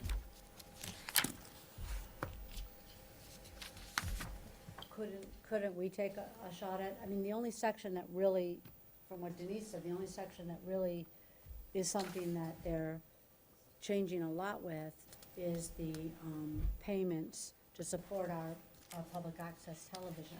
So are you suggesting disbanding the Cable Advisory TV and taking this I'm on not ourselves? disbanding them, they're still running the recording now, but we could easily frame the counter proposal and then say, you guys agree, I'm sure they want us to get the same money that we're already getting. I mean, why settle for less? Yeah, I mean, we don't wanna go less. We don't wanna go less, so just say we want the $100,000 capital support that Is we've there a been board, getting. is there a board or a committee in charge of this?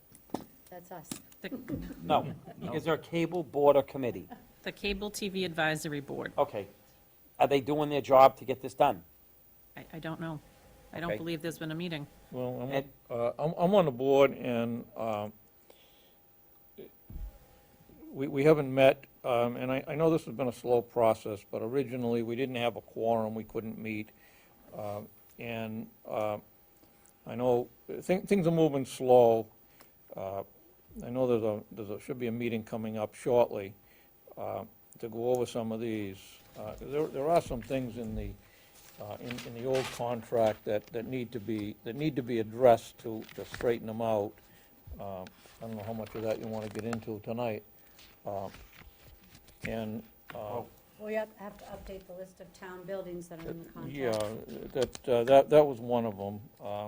Right, And so I take the, sent the take the list. water and sewer garage, 46 Washington Street off the list. And, I We did- should keep that. what's that? We should keep, if we're gonna use that Keep for any that. town I purpose, would we should keep all that the on there. buildings on and add the new ones. Keep them all, but we already have and add the new ones. Don't lose anything. Well, hold on. Is there a deadline on this contract? Yes. Yes, There's a November what's the 20th. deadline? expires in November 28th, And we have to November sign. 28th, 2019. Right, but there needs 2019. to be time to negotiate. Okay, and how much? There needs to be time to negotiate, so we have to send a Like, proposal We have to. the public hearings?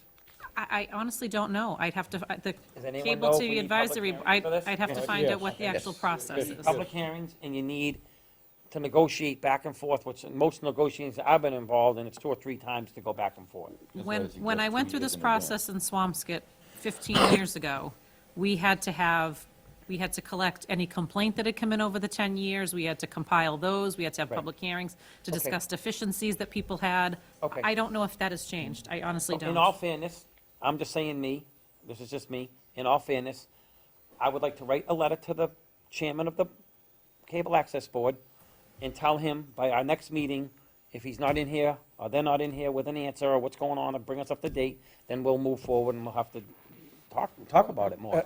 Ask him to come in and present. Okay, present whatever, it- whatever they present need to his do, proposal. it just, we need to get this taken care of, and that's, the deadline is too close right now for me, so I think that's what we need to do.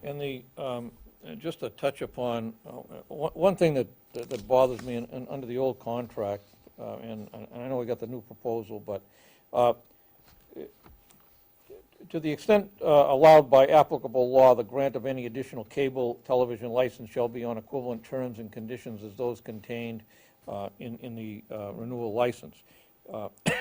In other words, if some other cable company came in, they'd have to meet the renewal, they would have to meet the conditions that Comcast has met. And I don't think that's, right. If we can get a better deal for the town of Groveland, better deal for our citizens, it should be written, Comcast should be able to meet the, what is proposed by a different cable TV company. And that's on page 13 of the. So do you think the President. board, the cable board, should be discussing this amongst themselves at Yes. this point in time? Yes. Okay, so I think that in all respect, because I don't want to ruin volunteers in the town of Groveland, and I don't want to beat on people, I'm going to give it one more meeting, next meeting, to let them discuss it amongst each other. And I don't, they've volunteered their time, they've done, this is it. Next meeting, that's how I say it. Go ahead, Kathy, I'm sorry. Okay, this contract is the responsibility of the Board of Selectmen, and I think it's admirable that if Cable Access Committee, who are volunteers, they have time to look at it. I certainly want their input. But I feel that ultimately, the buck stops here, and we need to understand what we want in this contract, and we shouldn't delegate that down. And, I mean, it's pretty standard to a certain point. I hear what Selectman Watson's concern is, but I think you have to understand, when you sign a 10-year contract and you're asking for money from this entity to support our cable access, if you want to let another company in, they're just saying this company can't undercut them and not pay us the same kind of support money. I mean, that's just good bargaining. But the other point is, I was wondering, because this is a new thought, we haven't had it in the contract, would it be possible to, cable access TV is nice to have in all the buildings, but what about Wi-Fi? Could we negotiate on the cost of Wi-Fi for our town buildings? No, it's Not cable negotiable. only, Cable only. correct. I confirmed that with council. Okay, that was We my cannot idea. negotiate internet or Wi-Fi, it is cable only. That was brought up at a meeting, and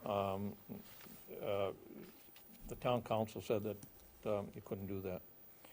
Okay, so I think that if we can give this till the next meeting and let them be fair, I mean, I think we've had a lot of talk and discussion and waiting, I think this is it. Well, I will just say, though, if there is something that you want the Cable TV Advisory Board to take under consideration, like if you want to, like section 6.5 with the Yes. percentage, if you want to make a recommendation for Give it them to for the consider, next meeting, perfect, I think that's something you fine. could all discuss That's fine. and do. so, $100,000. and also the buildings, public buildings on the cable TV system to be wired. I think we need to know what additional ones that like to be added. I think Denise, didn't you give us that? Denise gave that to us. Yeah, well, I Washington Hall. That's, School Street. well, that looks like it's here, although it's listed as Conservation Commission, 109 Washington Street. That's Washington Hall. So the last, Is that Denise's list, maybe? No. In the This is- last This is in meeting- the last contract. in the last meeting, we discussed having this topic tonight, and we were gonna go through the information that was presented, and we were gonna bring our ideas. So at this point in time, I would like to ask each individual, do you have something you want to compromise? For next meeting, to give to them, that board, Mike, starting with you, do you have anything in this thing that you'd like to add into to hand over to the board for their next meeting? Yeah, I want the same numbers we had in the last contract. Okay, It's the same or more. Yeah, why would I Same go or more? back? okay. Bill? I'd like to see an increase over what we had in the last contract, because that contract was negotiated 10 years ago. $100,000 10 years ago went a hell of a lot further than it does today. So I'm all for increasing that, asking for more. Because if you don't ask for it, I can assure you, you're never gonna get it, right? Okay, I agree. But 0.25%, which is $6,700 a year, pales in comparison to what we have been given in the past. And to settle for that does a tremendous disservice to the folks in this town, not just the taxpayers, but all the citizens. So I'd like to see, not only what we got before, jump it up by 10 to 25%. Okay. So when Bill Hewig reviewed this proposal, he said this is the first time he's seen a Comcast proposal that went to a percentage for the capital support. He said up until this contract, he's always seen it be a flat dollar amount. So he was actually quite surprised And the that they were problem with proposing that a is, percent. you cannot project the future revenue of that number sitting here today. So while your estimate for 6,700 is valid today, that may drop 50% Right. by next year, or by the end of this contract, in which terms we get nothing. Right. Right. Are you all set? Worthless is right, and with no one else to negotiate with. I don't That know was gonna be why my the next state point. legislature allows monopolies to exist, where you cannot negotiate in a position of leverage against any of these companies, because you only have one to negotiate with. You know, never mind fire chief, this is what's raping the people in town, I mean, and all across the state. I don't know why the legislature allows it. Oh, here's the list. Okay, are you good? I'm good, I guess. Okay, so what I want to do is I don't want to see a penny less or a thing less than we've got. I would like to see, I don't like the idea of the percentage. I like to see a dollar amount locked in, and I'd like to get the contract locked in as long, if it's 10 years or whatever they're negotiating, as long-term as we can, and possibly, after so many years, we go to an increase. So it would be a slide scale type thing, if we could do that. And I think it's all through negotiating. You bring up a good point, and you know what? I'd actually like to see the contract in half. Why wait 10 years? Right, let's, shorter term. Shorter terms Right. means bigger advantages, we Right, have more right. opportunities to renegotiate the Yeah, terms maybe in of the 5 deal. years, someone will actually come into town as Right. a competitor. It just Right. gives us more leverage in 5 I years don't as opposed to think they'll waiting do for that. 10. What's that? I don't think Comcast would enter into You a know what? 5-year Don't contract. ask, you don't get. Well, then we ask for 2 and hope to get 5. Do they want our business? That's how you do it. We have no other options, though, they know that. Oh, really? There's no one else in town to negotiate Two with. That's the cups and a problem. piece of string. It's You Comcast or no negotiate one. with a anyway. monopoly. I mean, we can certainly ask, but I don't think they'll enter into a 5-year All right, contract. so you got my comment, Ed? Yes. Yes, to do. No, I'm asking, do you have anything you want to tell Denise? No. Okay. Kathy, do you want to tell Denise anything? Well, I like Selectman O'Neill's idea. I would say on top of that, take what we got 10 years ago and cost of living increase over the 10 years. Let's ask for that. Let's give some percentage increase on it. If we're gonna have to go for a flat amount for another 10 years, let's go for it. And then on page 41, I think Denise had added all the additional buildings on, I wanted to see those added. Right, we need to add the buildings. And anything else that, I can't think of any building off the top of my head is, that might come on. I mean, the middle school building that they're gonna use for administration, is that in our town? Anything else that you can think of, put on that page 41, That's fine. yeah. Make sure we're To covered. go back a step, Denise, you don't think in it, if you did a 10-year contract, you wouldn't think they'd go, it's too confusing to say the first 3 X amount, the next 3 X amount? No, they may agree, they won't agree to a 5-year contract. No, but I'm saying if we did a sliding scale to get the best interest of the town, so the first 3 years we go X amount of dollars, Right, or dollars, and the next and then the year, next year, 6%. and then the next year, in 10 years. You can ask whatever you want, though, the word they In can say 10 is no. years, Right. you can't That's- tell me that's they're not negotiation. benefiting. Right, I think I don't know if they would accept it, but Right. I think if you keep that as a percentage, they would Right. consider increasing, but if we're gonna go to a flat dollar amount, you'd need to come up with a dollar amount you wanted per year if you're Yeah, gonna well, increase it. you do that by, what? And I like Bill O'Neill's idea to bump it right up, don't go in low. Go in at $1 million. Okay, A million, but I think Go Selectman big or go home. Castellanos has Aim the high right or go idea. We take the COL over the last 10 years, multiply that into $100,000 and say, this is, the equipment isn't any cheaper today than it was 10 years ago. No, services. Charlie isn't any, he's no cheaper than he was 10 years ago either, right? So, I mean, all the costs have increased and they want to give us less? Wow. they're gonna try just like we're gonna try. Oh, that's a- Okay, so we all good with that subject right now? So I will pass this along to the chair and ask that he come into the September 30th meeting with an update? You Is got it. that- Yep, Would be helpful. Or a representative, if he should be so busy. right, right. Okay, And make sure that if they don't have any representation and it's not gonna happen, we're gonna take negotiations over at that point. okay. Okay, thanks. All right, so moving on, we have the follow-up on the 46 Washington Street building. So I'm the one that probably needs to talk about that the most, I guess. So I started out by talking with Rennie Carroll, the highway director. First thing I talked about is the building, the condition of the outside of the building, et cetera, et cetera. I spoke to him about the weed whacking and the way the place looked. He said, don't worry about it, I will be down there. Before your next meeting, it will be weed whacked and cleaned up. That end of it will be taken care of. I said, fine. I said, do you know of anything of your equipment that is on that property that needs to leave?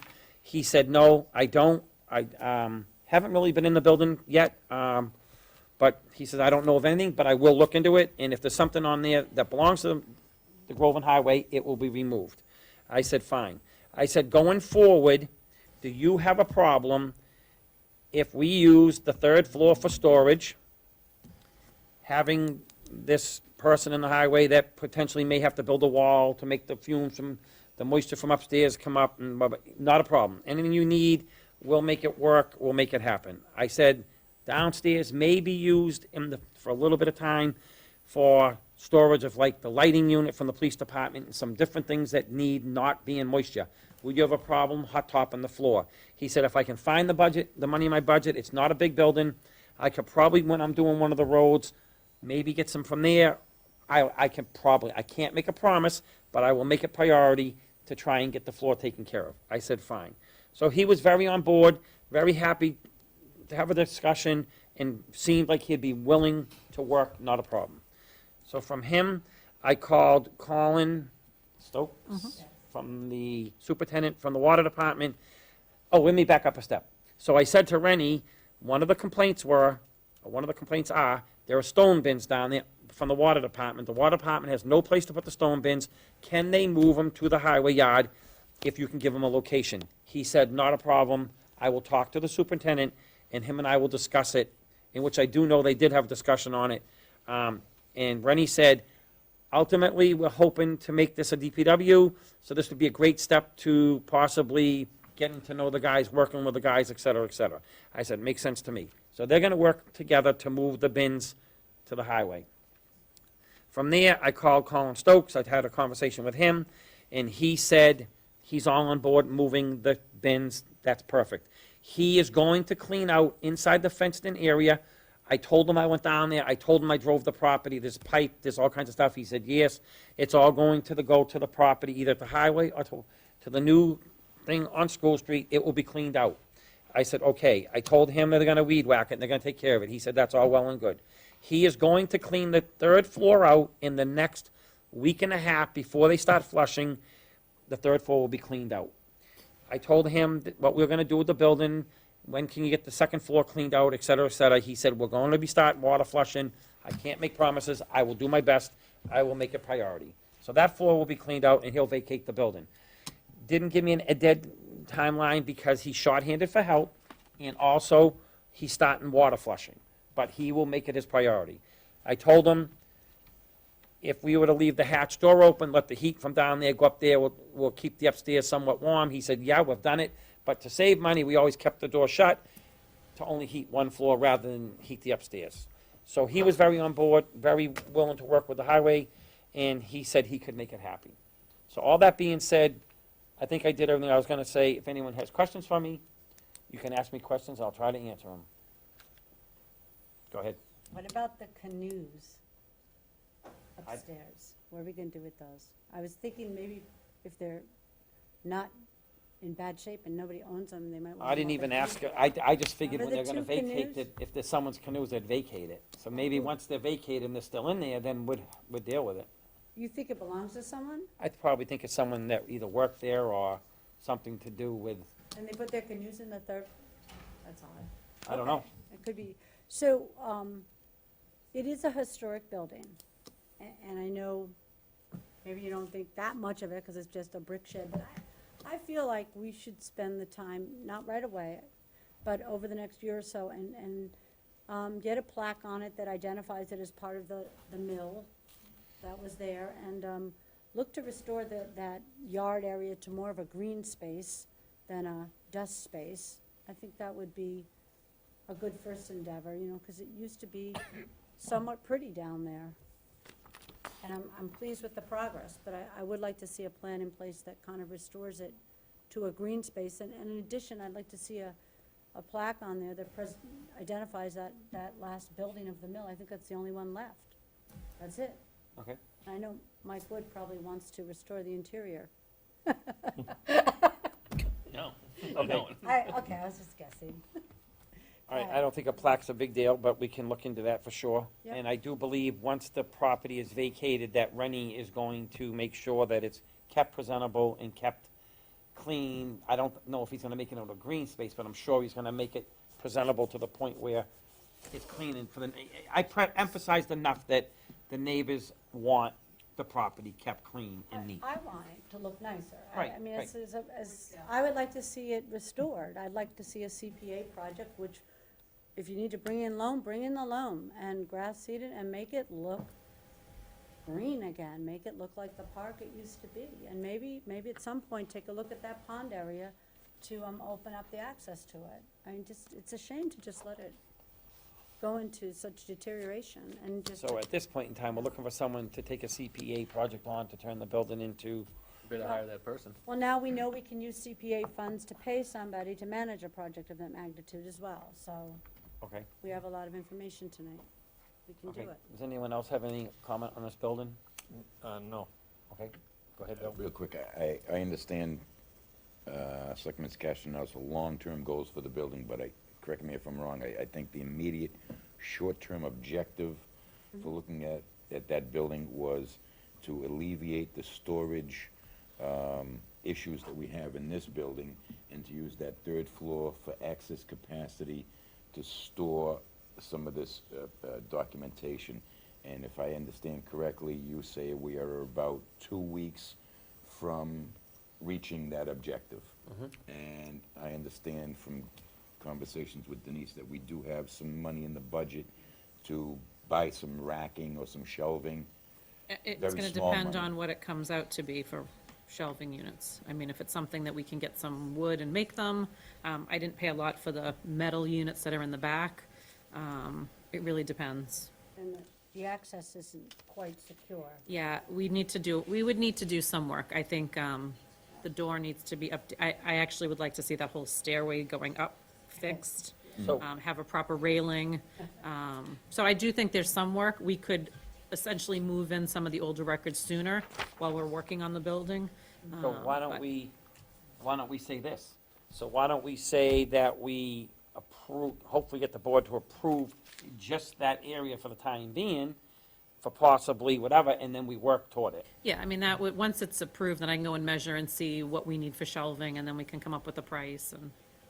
Now, through procurement, are we allowed to buy through like an auction, you know, when businesses close, a lot of them, they throw that shelving, they have an auction, by pennies on the dollar sometimes. Yeah, as long as it's under the $10,000 threshold, we can just buy it.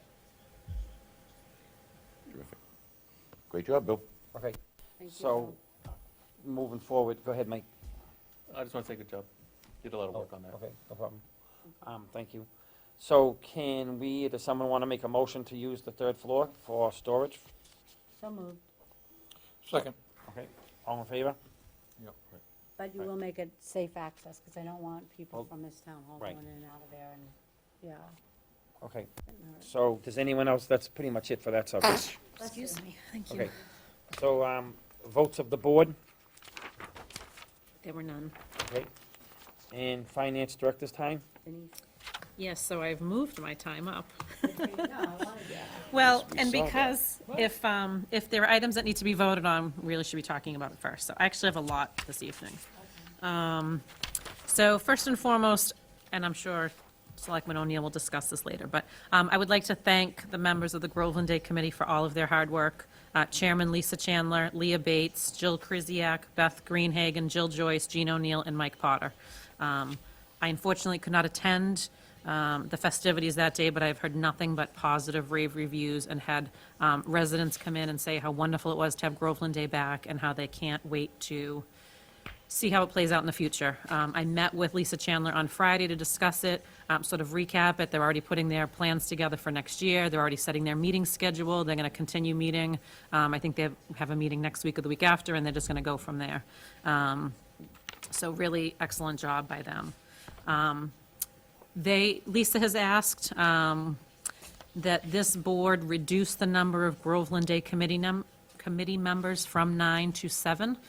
They have 7 active members, and that's what they've had throughout this process.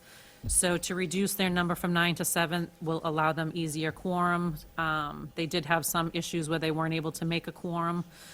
So they would like 7 members with 4 alternate members. So if there are people that would like to participate, then they can fill in an alternate role, but have the core 7 stay on and plan for future. So I did add that under your items not reasonably anticipated, because they would like that decision made before they schedule their next meeting, so they know if they can have a quorum to meet.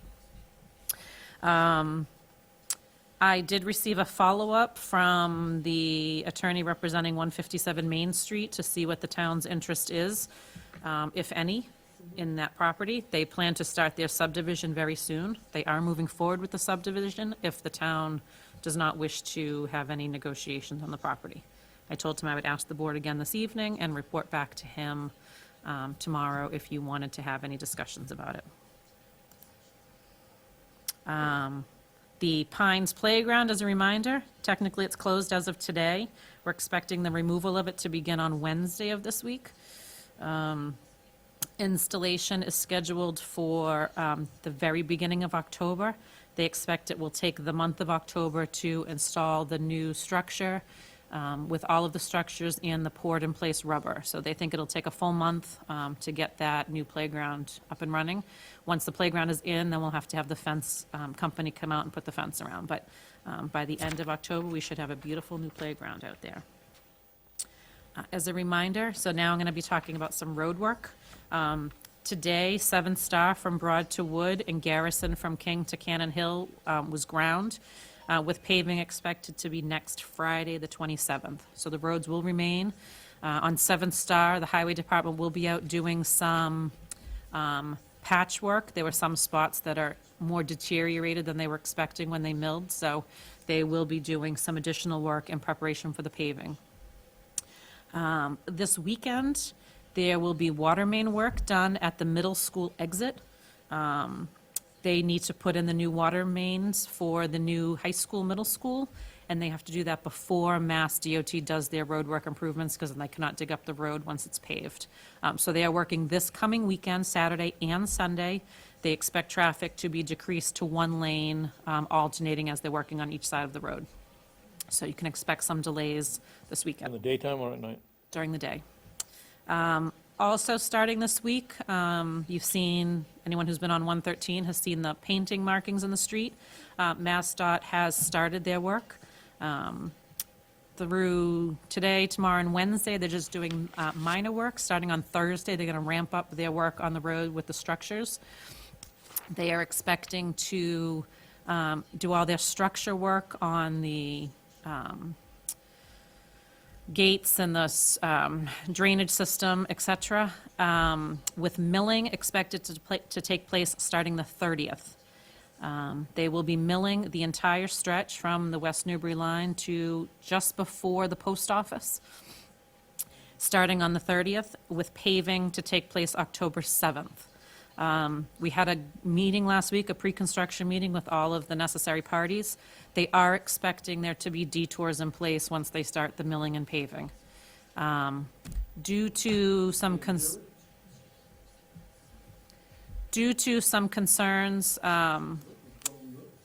that I had and Lieutenant McDonald had regarding detours, Mass DOT is going to make some changes to their detour schedule.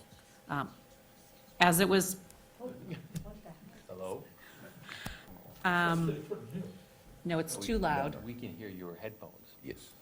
The feedback is, I think we're hearing the TV, actually. We might be hearing the TV or the computer next to you. Something's loud. Originally, MassDOT wanted to, now this is very loud. it's like calling a radio station, having the radio station on in the background while you're trying to. Can you lower the speakers up here? Yes, and I'm getting, There was an echo in here before, maybe that's just a continuation. So originally, MassDOT was planning to put a detour in place from Broad Street to the square and detour this whole stretch. And they wanted to have traffic enter and exit from Gardner off of 97. The police obviously have a major issue with that, with traffic, and then try and deal with the traffic on the road detouring. So Lieutenant McDonald reached out to MassDOT. They were revising that, and they're hoping to just do small detours if needed and still having workarounds. I said all we needed is taxpayers not being able to get to town hall when tax bills are due because there's a detour in place. So they're going to change their detours a little bit and give us a revised schedule. They did change. Originally, we were told all of this work would take place during the day. Then they revised it to the evening. We are back to during the day. All work will take place from 7 a.m. to 4 p.m.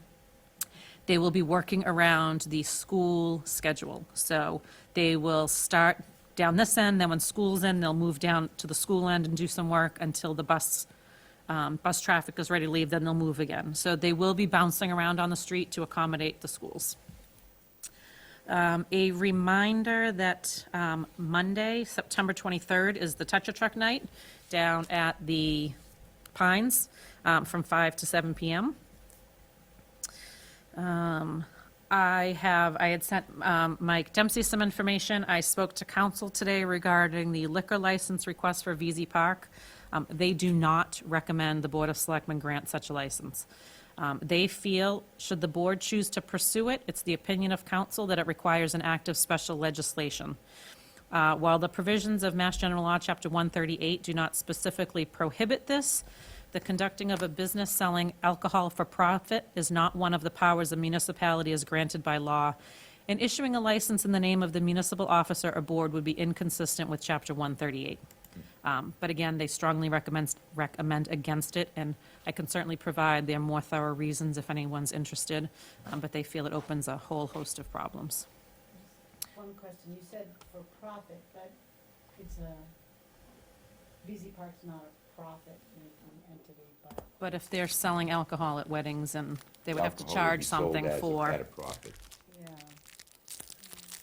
So there's no way we can make the process a little more user-friendly? There's just nothing? They recommend either having a organization take over the operation of VZ Park, sort of like a business entity that would oversee that and manage it.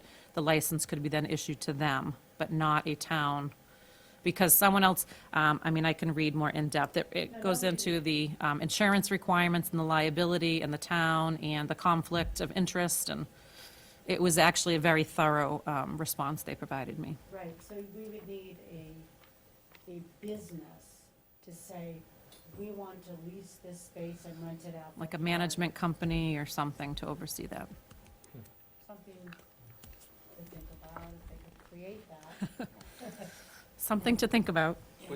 Was that selling the liquor at a profit? Was that the issue mainly?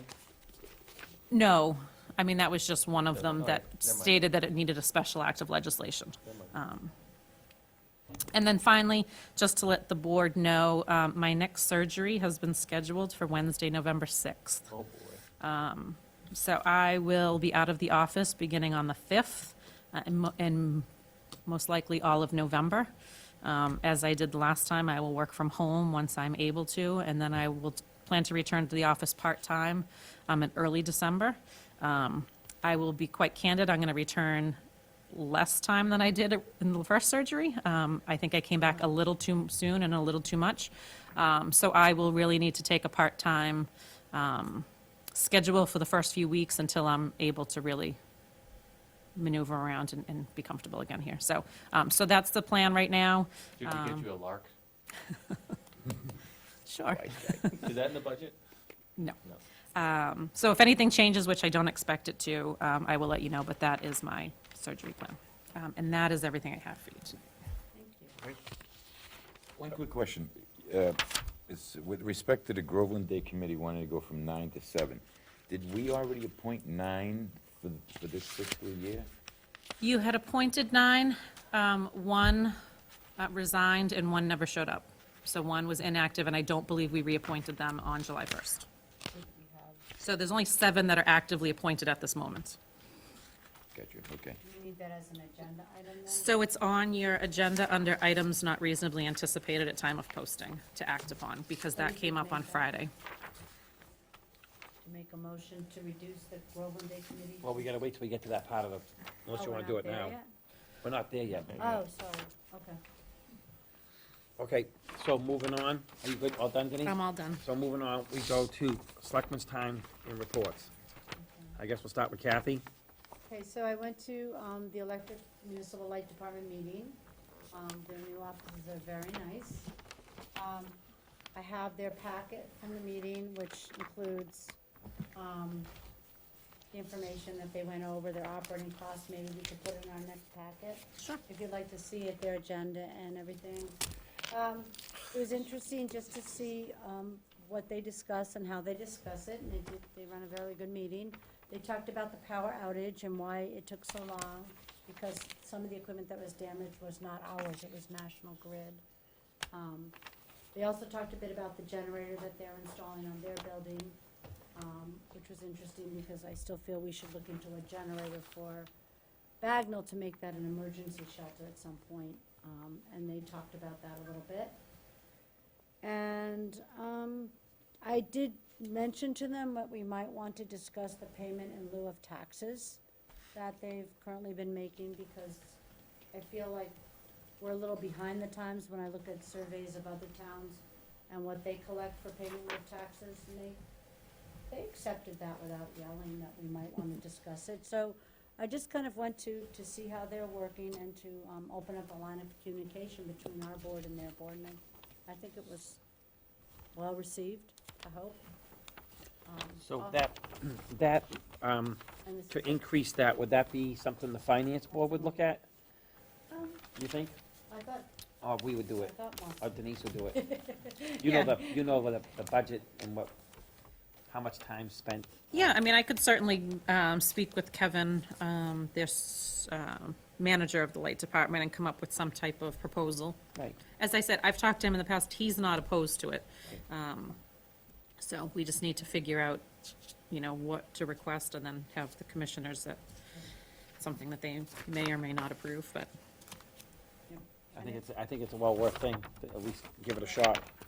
They did mention they had 2 workers go down to Florida in anticipation of their having to be needed there, but then they weren't needed because the storm didn't hit there.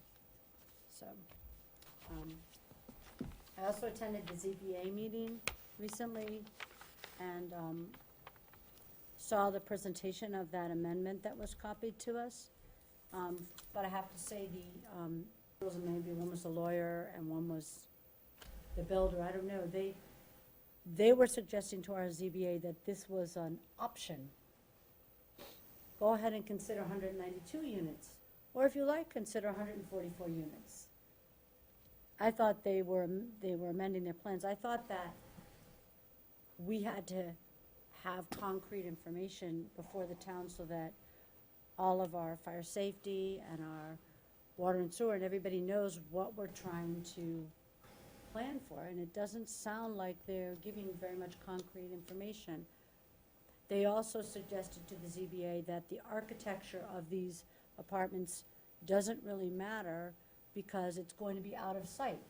So it doesn't have to blend into the town, it doesn't have to look like it's part of Groveland because it's not gonna be in our line of sight. And I was just disappointed, in that, and I felt that our ZBA works really hard, and I don't know what we can do to help support them in this task that they're doing, but anything we can do to provide them with guidance from legal or anything, I'm all for it. It's a big development. So they have, we got a grant, so we have a grant providing legal service, and our town council provides feedback. Okay. As That fa- was the attorney that was there. No, the attorney that was there was the one funded by the grant. And being on the zoning board of appeals, there's a criteria that you have to meet. And I don't think part of it is we can demand architectural stipulation type things, but, I mean, I'm sure they have their criteria that they'll work with and they'll stick with, and I know council's involved in it and what have you, so hopefully, yes, I definitely think we should support them, and it's kind of funny to hear that maybe yes, maybe no on the amount of buildings, but So the reason they do that is because the ZBA invoked the Safe Harbor Act, That's what they're talking they can approve only the 144 units. However, that will not put us at the 10% threshold. So the ZBA could consider the original proposal of 192 or anywhere in between there if they, that would get us to that threshold. I don't know where they will come out, but should the ZBA want to proceed with the 144, they have a revised plan to show what that would look like and what that project would come out to be. But really, it's up to the ZBA if they want to go to 192 or like somewhere in between there. okay. But does the ZBA take into account, like, the fire department's input as to the fact that they can't get their trucks around the Yep. side? Yeah, they all work together. The Yep. fire works with the ZBA and the building inspector, they all work in collaboration to make sure that all takes place. Right, so we provided all that in writing, all the departments provided something in writing to the ZBA. And then the first meeting that took place was the public safety with the police and fire. And now each meeting will be specific to a topic. So they will have their traffic meeting and so on and so forth. So But can we get copies of these documents, or are we not allowed to see those? Are they public documents? I don't know what documents you're referring to. The input that the police and the fire board. You all have it. It was in a letter that was sent Oh, out that to you. first letter, okay, Yep. that's all that was given? I don't, that's all that was given, but whatever they discussed when they attended the meeting, I don't know. Because it seems like there's not a real definitive plan. It's kind of wishy-washy right now, exactly how tall the buildings will be, how many there'll be. There's no real They're definition. in the process of doing that now. 'Cause They're I in the think that's what's up for negotiation debate. process now of Right. doing all that. Right. That's what they're hearing, that's what they're going through. So you have two different proposals that it could look like one or the other or somewhere in between based on what the ZBA is requiring and what public safety, there are many, many, many things that can be waived. Public safety is not one of them. Okay, but the ZBA was gonna require an architectural study, and then these two individuals representing this development were like, no, you don't wanna do that. I'm thinking, yes, we do. That would be up to the ZBA. So can we give input to ZBA as individual selectmen? Yeah, you can give feedback to the ZBA as a board if you wanted to schedule time on your agenda to discuss it and provide feedback. You can absolutely do that. You could go as individual residents and have a conversation. Can I and ask a participate. question? Going back to what Kathy said, can we ask the board, do they need any help at this point? Probably not, I think it's too early in the process, don't you? And I don't know, what do you mean by help? Well, the point that Kathy just made, all right, let me reframe, sorry. We're here if you need us. Yeah, but I don't know that legally this board cannot participate in that. This is a No, I ZBA don't mean it that process. way, I just mean if you need any input, we're here, I guess, But you're saying we can review the letter as a board, and we can construct a letter of how our impression of this development impacts the town? You can provide any, just like any department that appears before them can provide feedback on, if you want to provide feedback on the proposal, you can certainly do that and submit it to them. They can take it under advisement, or they can choose that they don't want to review it, but it's up to the ZBA. If you want to provide feedback, you absolutely can.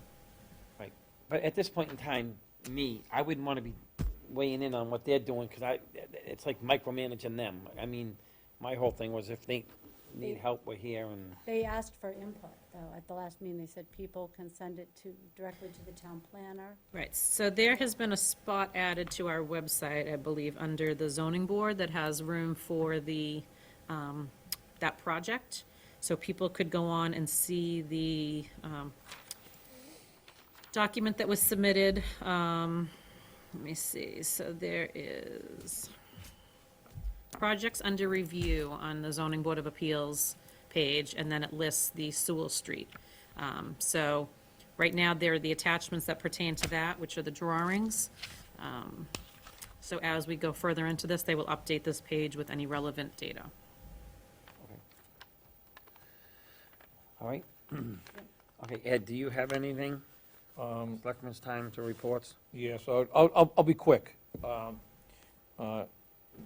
Kathy and myself toured the BZ Park before the selectmen's meeting, and there was just some questions that I had that, I guess it's the facilities manager, that Vanessa, that she didn't have answers to the questions, but maybe we could, I think it's important that when we look at some of these buildings, that we have some answers as far as when have the air conditioning units been serviced? The heating system. I know they got some new heating systems up there, but we weren't able to get, obviously, into the building down on Washington Street, but, you know, there's a, it looks like there's a, probably has gas heat. I didn't see any oil fill anywhere there, but how old is the furnace? When was it cleaned? Is it serviced every year? The roof on the garage out in the back is in pretty tough shape. Vanessa said it didn't leak, but just looking at it, it looks in tough shape. The roof on the cottage, I don't know what year that it was put in. The roof on the rest of the building, they all look like they've been newly replaced. The windows in the basement on the building where the Great Hall is, those need to be replaced. They look like they're pretty well rotted. And maybe we could get a note out to, I think it's under the control of conservation, just to see what their plans are for that, if that's on their radar screen. And that's all I got on that. Do you want to compile a list and then get it over to one of us, so we can get it over to the conservation? Yeah, I can do that. Okay. I can relay that to Denise at some point. Okay. And I think that when we start looking at all these buildings, that we need that information to, the heating system, how old are those? How old are the air conditioners? When have they been serviced? And I'll give you an example on an air conditioner. It was, I don't think it was this summer, I think it was last year. The air conditioner went on the, over at the, where the cable TV is, all the control units are. But nobody had any information on when it was serviced, when it was replaced, and so it was changed. We put in a new one. But you know, those are some things I'd like to see in all these buildings, so that we have an idea of what's this going to cost. When are they going to be replaced, and when are they going to be updated? And it looks like the heating system in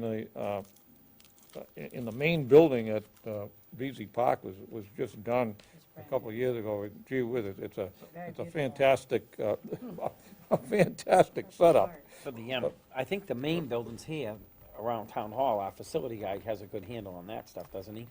Yeah, so we had a facility assessment of all the main buildings, the Two But fire it wouldn't be stations, the DC police parking, those station, kind- the yeah. library, and the town hall. Okay. Okay, is that it for Yeah, you? that's all, that's all. I got. Okay, for me, I know that, I went down and the Pines, the shed has been constructed by the highway, it looks really good. Looks like they're getting ready for their final phases to put the pump and the equipment in for the sprinklers, so that's looking good. And then I talked to Mike, help me out with his name, the Strawberry Fields gentleman, Hardy. I'm gonna go this weekend or next weekend, I'm gonna go and mow it down for him. They're not gonna use it this season, but they're gonna prep it, clean it, fertilize it, and get it ready for next season. So I told him I'd meet him over there. So that's all set to go, and that's pretty much all I got. It's getting late. Bill? Great. First of all, I want to reiterate Denise's comments about Groveland Day. I was down there basically from start to finish. It was a great, there was nothing but smiles on all the children's faces. The Waka cake was, cakewalk was something special. Along with the committee members, though, I would like to recognize a few people that really helped make the day. Dr. B in the dunk tank, Mr. Day, Selectman Wood, and Officer Josh Sindoni. Tremendous output from all the folks that really wanted to dunk them. Also want to, a special thanks to Bob Joyce, who donated his time and volunteered to referee all the basketball games. Jesse Heilman, who brought his PA system and provided music and entertainment. The Boy Scouts, who ran a tremendous barbecue. I was there at least 5 times. I know I probably put on 10 pounds. Tremendous effort by just so many people. And if I forgot to mention you by name, it's only because I just don't have that time to mention each and every one of you. But I wanted to just say that it was a tremendous success. People are looking forward to next year. The 5K race was awesome. And really, I think it was something that it was well overdue. I'm glad we brought it back, and everybody's looking forward to it the next year. The Touch a Truck. Can I just touch on that a minute? You said it ends at 7 next week. Yeah. Are we getting into that?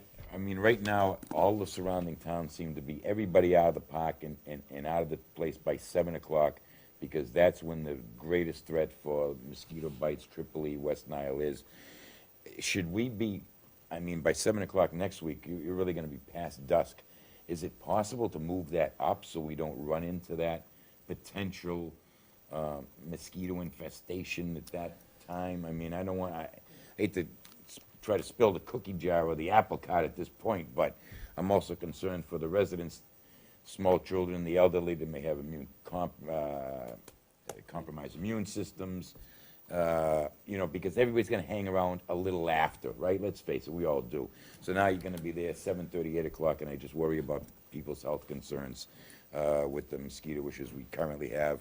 And I don't see a hard frost coming for at least, there's nothing in the 10-day forecast even close to a hard frost, so I think we still have that threat. So I don't know that they can move it up. They could end it early. They have commitments from, MedFlight and Trinity and all sorts of organizations to bring their equipment. I don't know that they could move it up earlier than 5 o'clock. So, I can certainly speak to them about ending it earlier. I assume you all saw the most recent notice that came Right. out the other Yeah. day, there's no threat. Saturday No, or no, no, Sunday. it's not no threat. They didn't were- find they a were- mosquito that all was tests came back infected. negative, Right, so. okay, It's different. right. So right now, I mean, if this board, it would be up to this board if you wanted to implement a curfew around town for the parks and stuff. I know football's out there playing it when it gets dusk. I've been contacted by them to see if the board plans to implement any type of curfew. So, I believe, don't quote me to this, but if you call the mosquito control, Massachusetts Mosquito Control, tell them you're having that go on, they will send the truck down the night before. I believe they'll send the truck down. I can check. When I had checked the other day, it said all of their scheduled spraying was already scheduled. They didn't have any availability Maybe they're so because they were busy now. targeting the sensitive areas, but I can certainly reach out I and see if thought they when can. they were going down to spray the areas in Groveland, it's only a joke because it's a long story, but check it out. I think I'll when call they're in them. here doing that area, what they're doing, they may come by that and be able to hit that Okay, area. I'll ask them if they can do the I pines, think they will. I like just on wanna- Sunday. I just want to be, I'd rather be safe than sorry. Right. It's not worth it, you know, for one person. I don't know if you know it, some of the lights on the board out front, they seem to be out. You know, our display board? Oh, Yeah, when I was coming this way, going to Newburyport, I don't know, I think it was supposed to say vehicles, but it no longer says vehicles Okay. because some of the lights are out. And now the more important things, High School Building Committee. We did have a meeting last Tuesday, and the main subject of the discussion was LEED, L-E-E-D, which is an acronym for Leadership in Energy and Environmental Design. We're shooting for the silver standard. You accumulate points based upon how the building is designed and engineered and environmentally friendly. We're shooting for a silver standard, which we pretty much have under wraps. Gold is almost attainable, but there are certain criteria that we don't think we can overcome, such as public transportation is going to be the biggest one. Without the public transportation, it's very difficult to get to the gold standard. But each point you accumulate means a savings on the overall project cost, and every dollar counts. As Denise stated, the water and sewer will be supplied by Groveland. They've made that decision that this is the most reliable source of water for that building, so that will be from Groveland, and that's the reason they want to put in that main now before they dig up that street.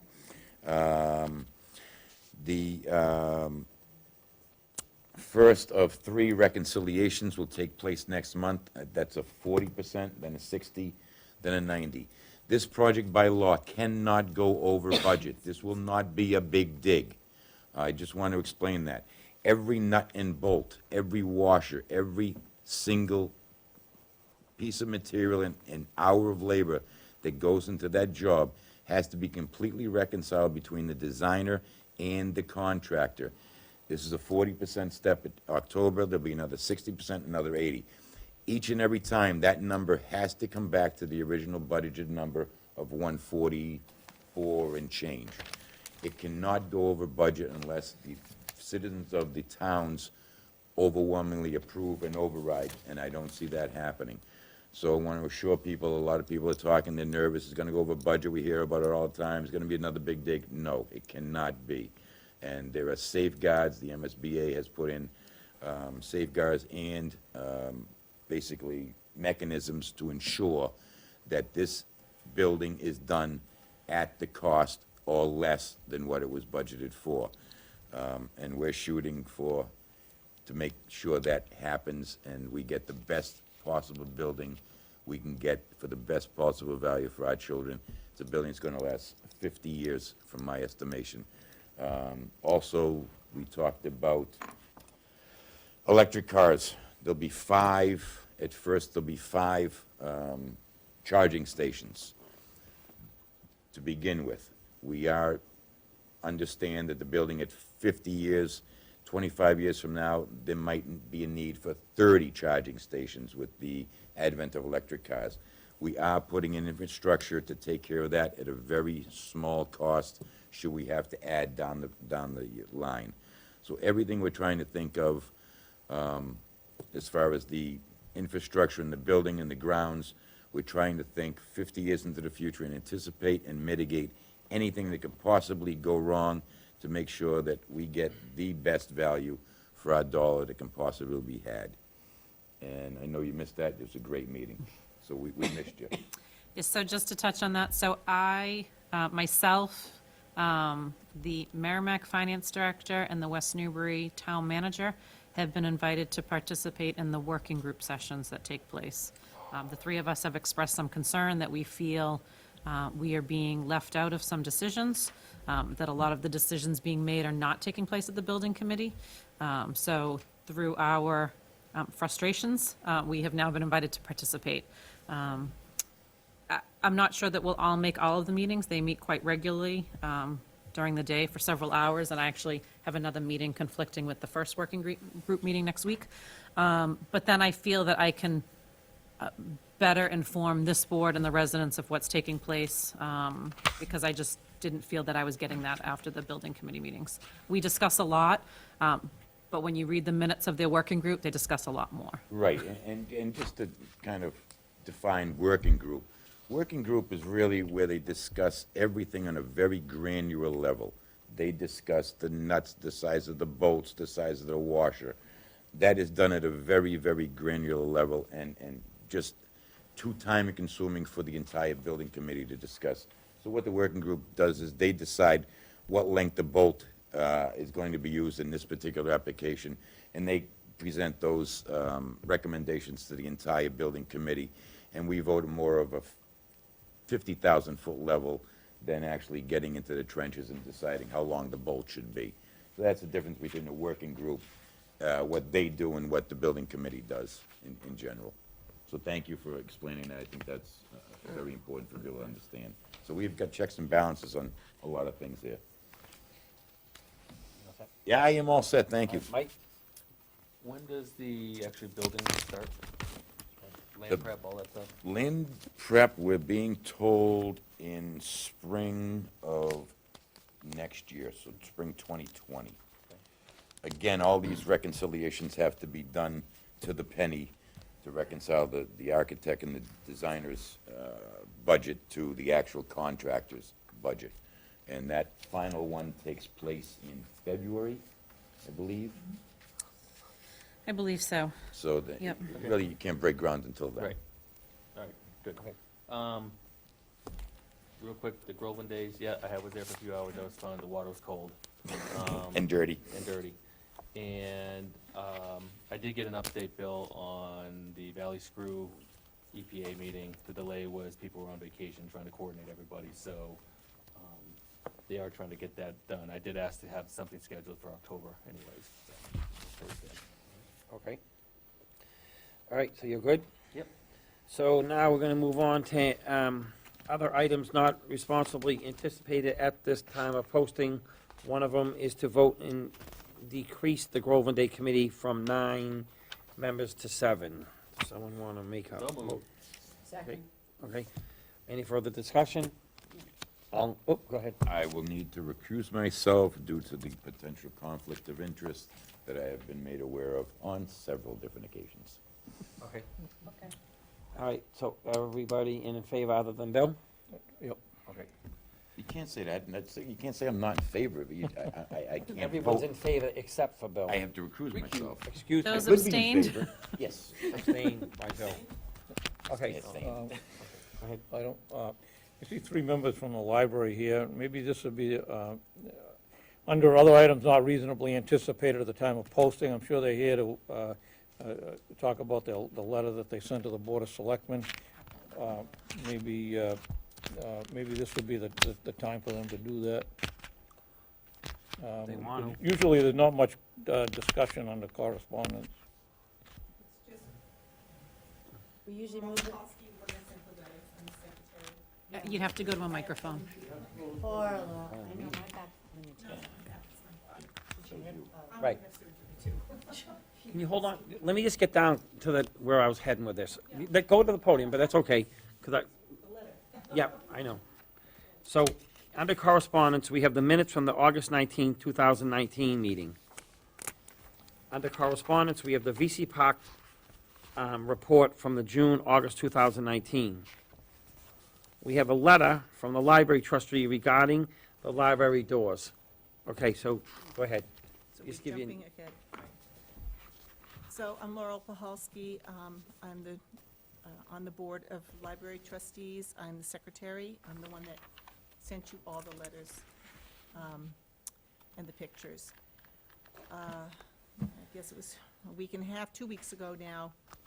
The door wouldn't open. When they, kind of pushed it, the whole bottom sill came out, and some of the insulation came out. They called the town facilities manager and, asked, what it's doing, and he said, well, on the door, there's no fixing it. And he said, the next thing that goes is the glass that's being held, and now that everything's coming out, the glass can come falling right down. The whole bottom. The bottom's rotting, so the glass can fall down into that hole. The library, I did the numbers, library's used a lot. My concern especially is that little children, anybody who's ever had a little child, when they go to do a door, they don't come up here on the wood. People themselves have handprints all over the windows, I'm sure you've seen it. They go there, right in the glasses, Yeah. and push. It's tenuous, it's hanging there. So that's one concern. There's a gap of the door now. Cold weather's coming, we're going to be getting the mice in. We've had issues before with mice, now we're just inviting them. Come on in, we've got a nice, easy access to come in. You were talking earlier about, other facilities and how old the heating systems are, we're not gonna let cold air in, Right. plus. All right, okay. So we would just like it to be, if at all possible, if we could have that door replaced. I did add my personal little thing that it would, while being done, it would be great if we could be forward-looking and have it handicapped accessible, because we do have many handicapped people that come, and, the door, a push button, an automatic door, would be great if we could do that. But if we could just get the door, and according to the custodian or the facilities manager, it's not just replacing the one door, it would have to be both, because it's a set. So that's just, we came here because it's a building Right. Okay. issue. Any questions, or?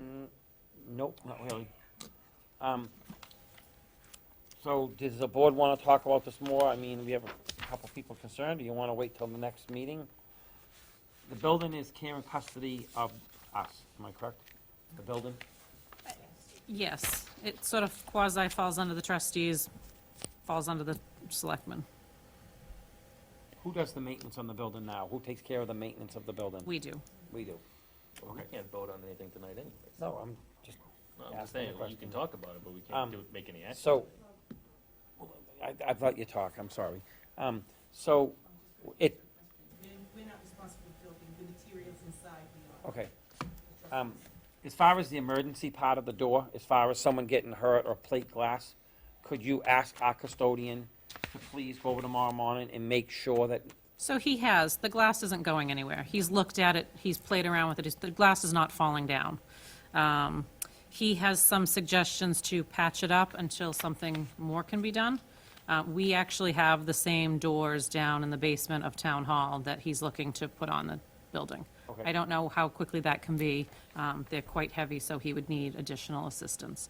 But that's the plan right now. We Okay. don't have money to replace those doors. I'm sure it's a so significant if cost. we have doors down the basement, Yep.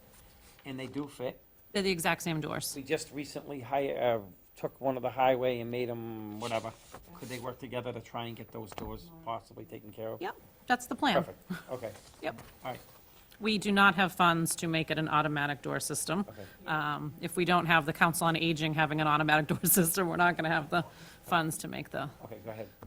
I did take the time on Saturday to go by the library, and I spent probably about a half hour examining the door. I don't think there's any chance that that glass can come out. I actually reached underneath it. It is rotted, but not there's even- absolutely no chance of that glass falling out. But the bigger concern is you can put new doors, the frame is beginning to rot. And from what I saw, and I inspected both doors and the frame quite extensively, none of this happened overnight. This has been going on for years. Not just months, years. So it's a shame that it was just brought to our attention when it became to this point of degrade, decomposition. I'm not sure what word to use. We may have been able to remedy this in a much cheaper way, in a much less expensive way, if we had known about this, and I would guesstimate 3 to 4 years ago, because that's about what time it took for this, which is metal, to rot right through. Happen overnight. Just say that we went through all the town buildings. That's what I was gonna bring up. Didn't we just do an evaluation? there was not a safety evaluation done. We didn't have any of that done. Everything was okay. Hey, Mike, you had something you wanted to say? Doors? I was gonna tell Denise if you needed a hand lifting those doors up, I would help. Okay. All right, That's nice. Well, go ahead.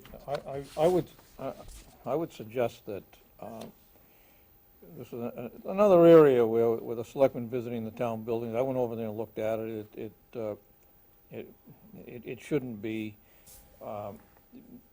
This is another area where we probably, in the new budget, come up with get an estimate on the cost of replacing these, along with the frames, and get this done, along with other repairs. This is one of the reasons that I thought it would be a great idea for the selectmen to look at all these town buildings, to see what needed to be done. And this is one, and we might have seen some up at BZ Park, we might have seen some at 1 Washington Street, and you'll never know what we're gonna find when we look at some of these other buildings. And then just one article that encompasses everything and get it all done. I mean, we certainly, if this was in our house, we wouldn't be patching this, we'd be replacing. And, you know, I know over at the fire station over here, they got, there's problems with that. The fire station on Washington Street could use some concrete work. And I think this is great that the selectmen are looking at the buildings, and that's my solution. We get an article to take care of all of this stuff. Well, just to make a note, so that people watching, we just started 2 weeks ago, last meeting, looking at buildings, so, as far as this board, so it wasn't like we oversaw this. And I got the letter, and I think I emailed you back and said to you, I will make sure we discuss it, so. And all of you responded, thank you very much. Okay, Immediately also. all right, so we have whatever we can do as far as the door downstairs, whatever we can do to get this thing, okay. I would just add that, I think it's great they have the doors that they can put in. If it costs something more than just those doors, we can do an emergency reserve fund transfer, replenish your budget. It might cost something in addition. Okay, moving on. So are you voting or approving to get an estimate, at this point, to get an We're getting it estimate? fixed. They're gonna they have doors down in the basement. We don't have to vote on it, we have an in-house custodian that Well, is facilities working manager. on it. Vote or anything to get a full replacement for those doors? We don't have the money, I mean, right Budget's now. been set, we Wait a can't minute, vote we on it. have doors in the basement, right? Are they rotted or are they No. good? They're They're in in good perfect shape. condition. Good condition, and we have an extra labor on the highway? On a doorway that now has to be. Oh, no. It's not really the discussion of how we're gonna go about this tonight. I let you guys talk, thank you. But right now, I shouldn't even let anyone talk. I mean, I did, thank you very much, I appreciate your comments, but at this point, I can tell you, it will be taken care of, we're gonna take care of it, we're gonna make sure it's safe, and no one's gonna get hurt. All right, no problem, thank you. Denise can tell you anything else you might want to know. Okay, so we have the response from the former Water and Sewer Superintendent Tom Kuzak regarding unauthorized purchases. Yeah, comments. I think Comments. I think we need an agenda item to talk about this, and maybe looking at maybe an audit of the books at the water department. And I think we need an agenda item for this. This isn't right, and we need a discussion on it. I will need to see if that needs to take place in executive I session. was gonna ask. Take place on selection time. All right, moving forward. We have a letter from firefighter Jeffrey Dalton offering his services as an interim chief, should they be needed. Should they be needed? Motion to adjourn at Maybe needed. 9:29? And we have the minutes from the September 3rd, 2019 meeting. Now Bill can make a motion. to Motion to adjourn at 9:29. Seconded. Thank you. All in favor? Yep. Great. I need signatures from those of you who have not signed, please.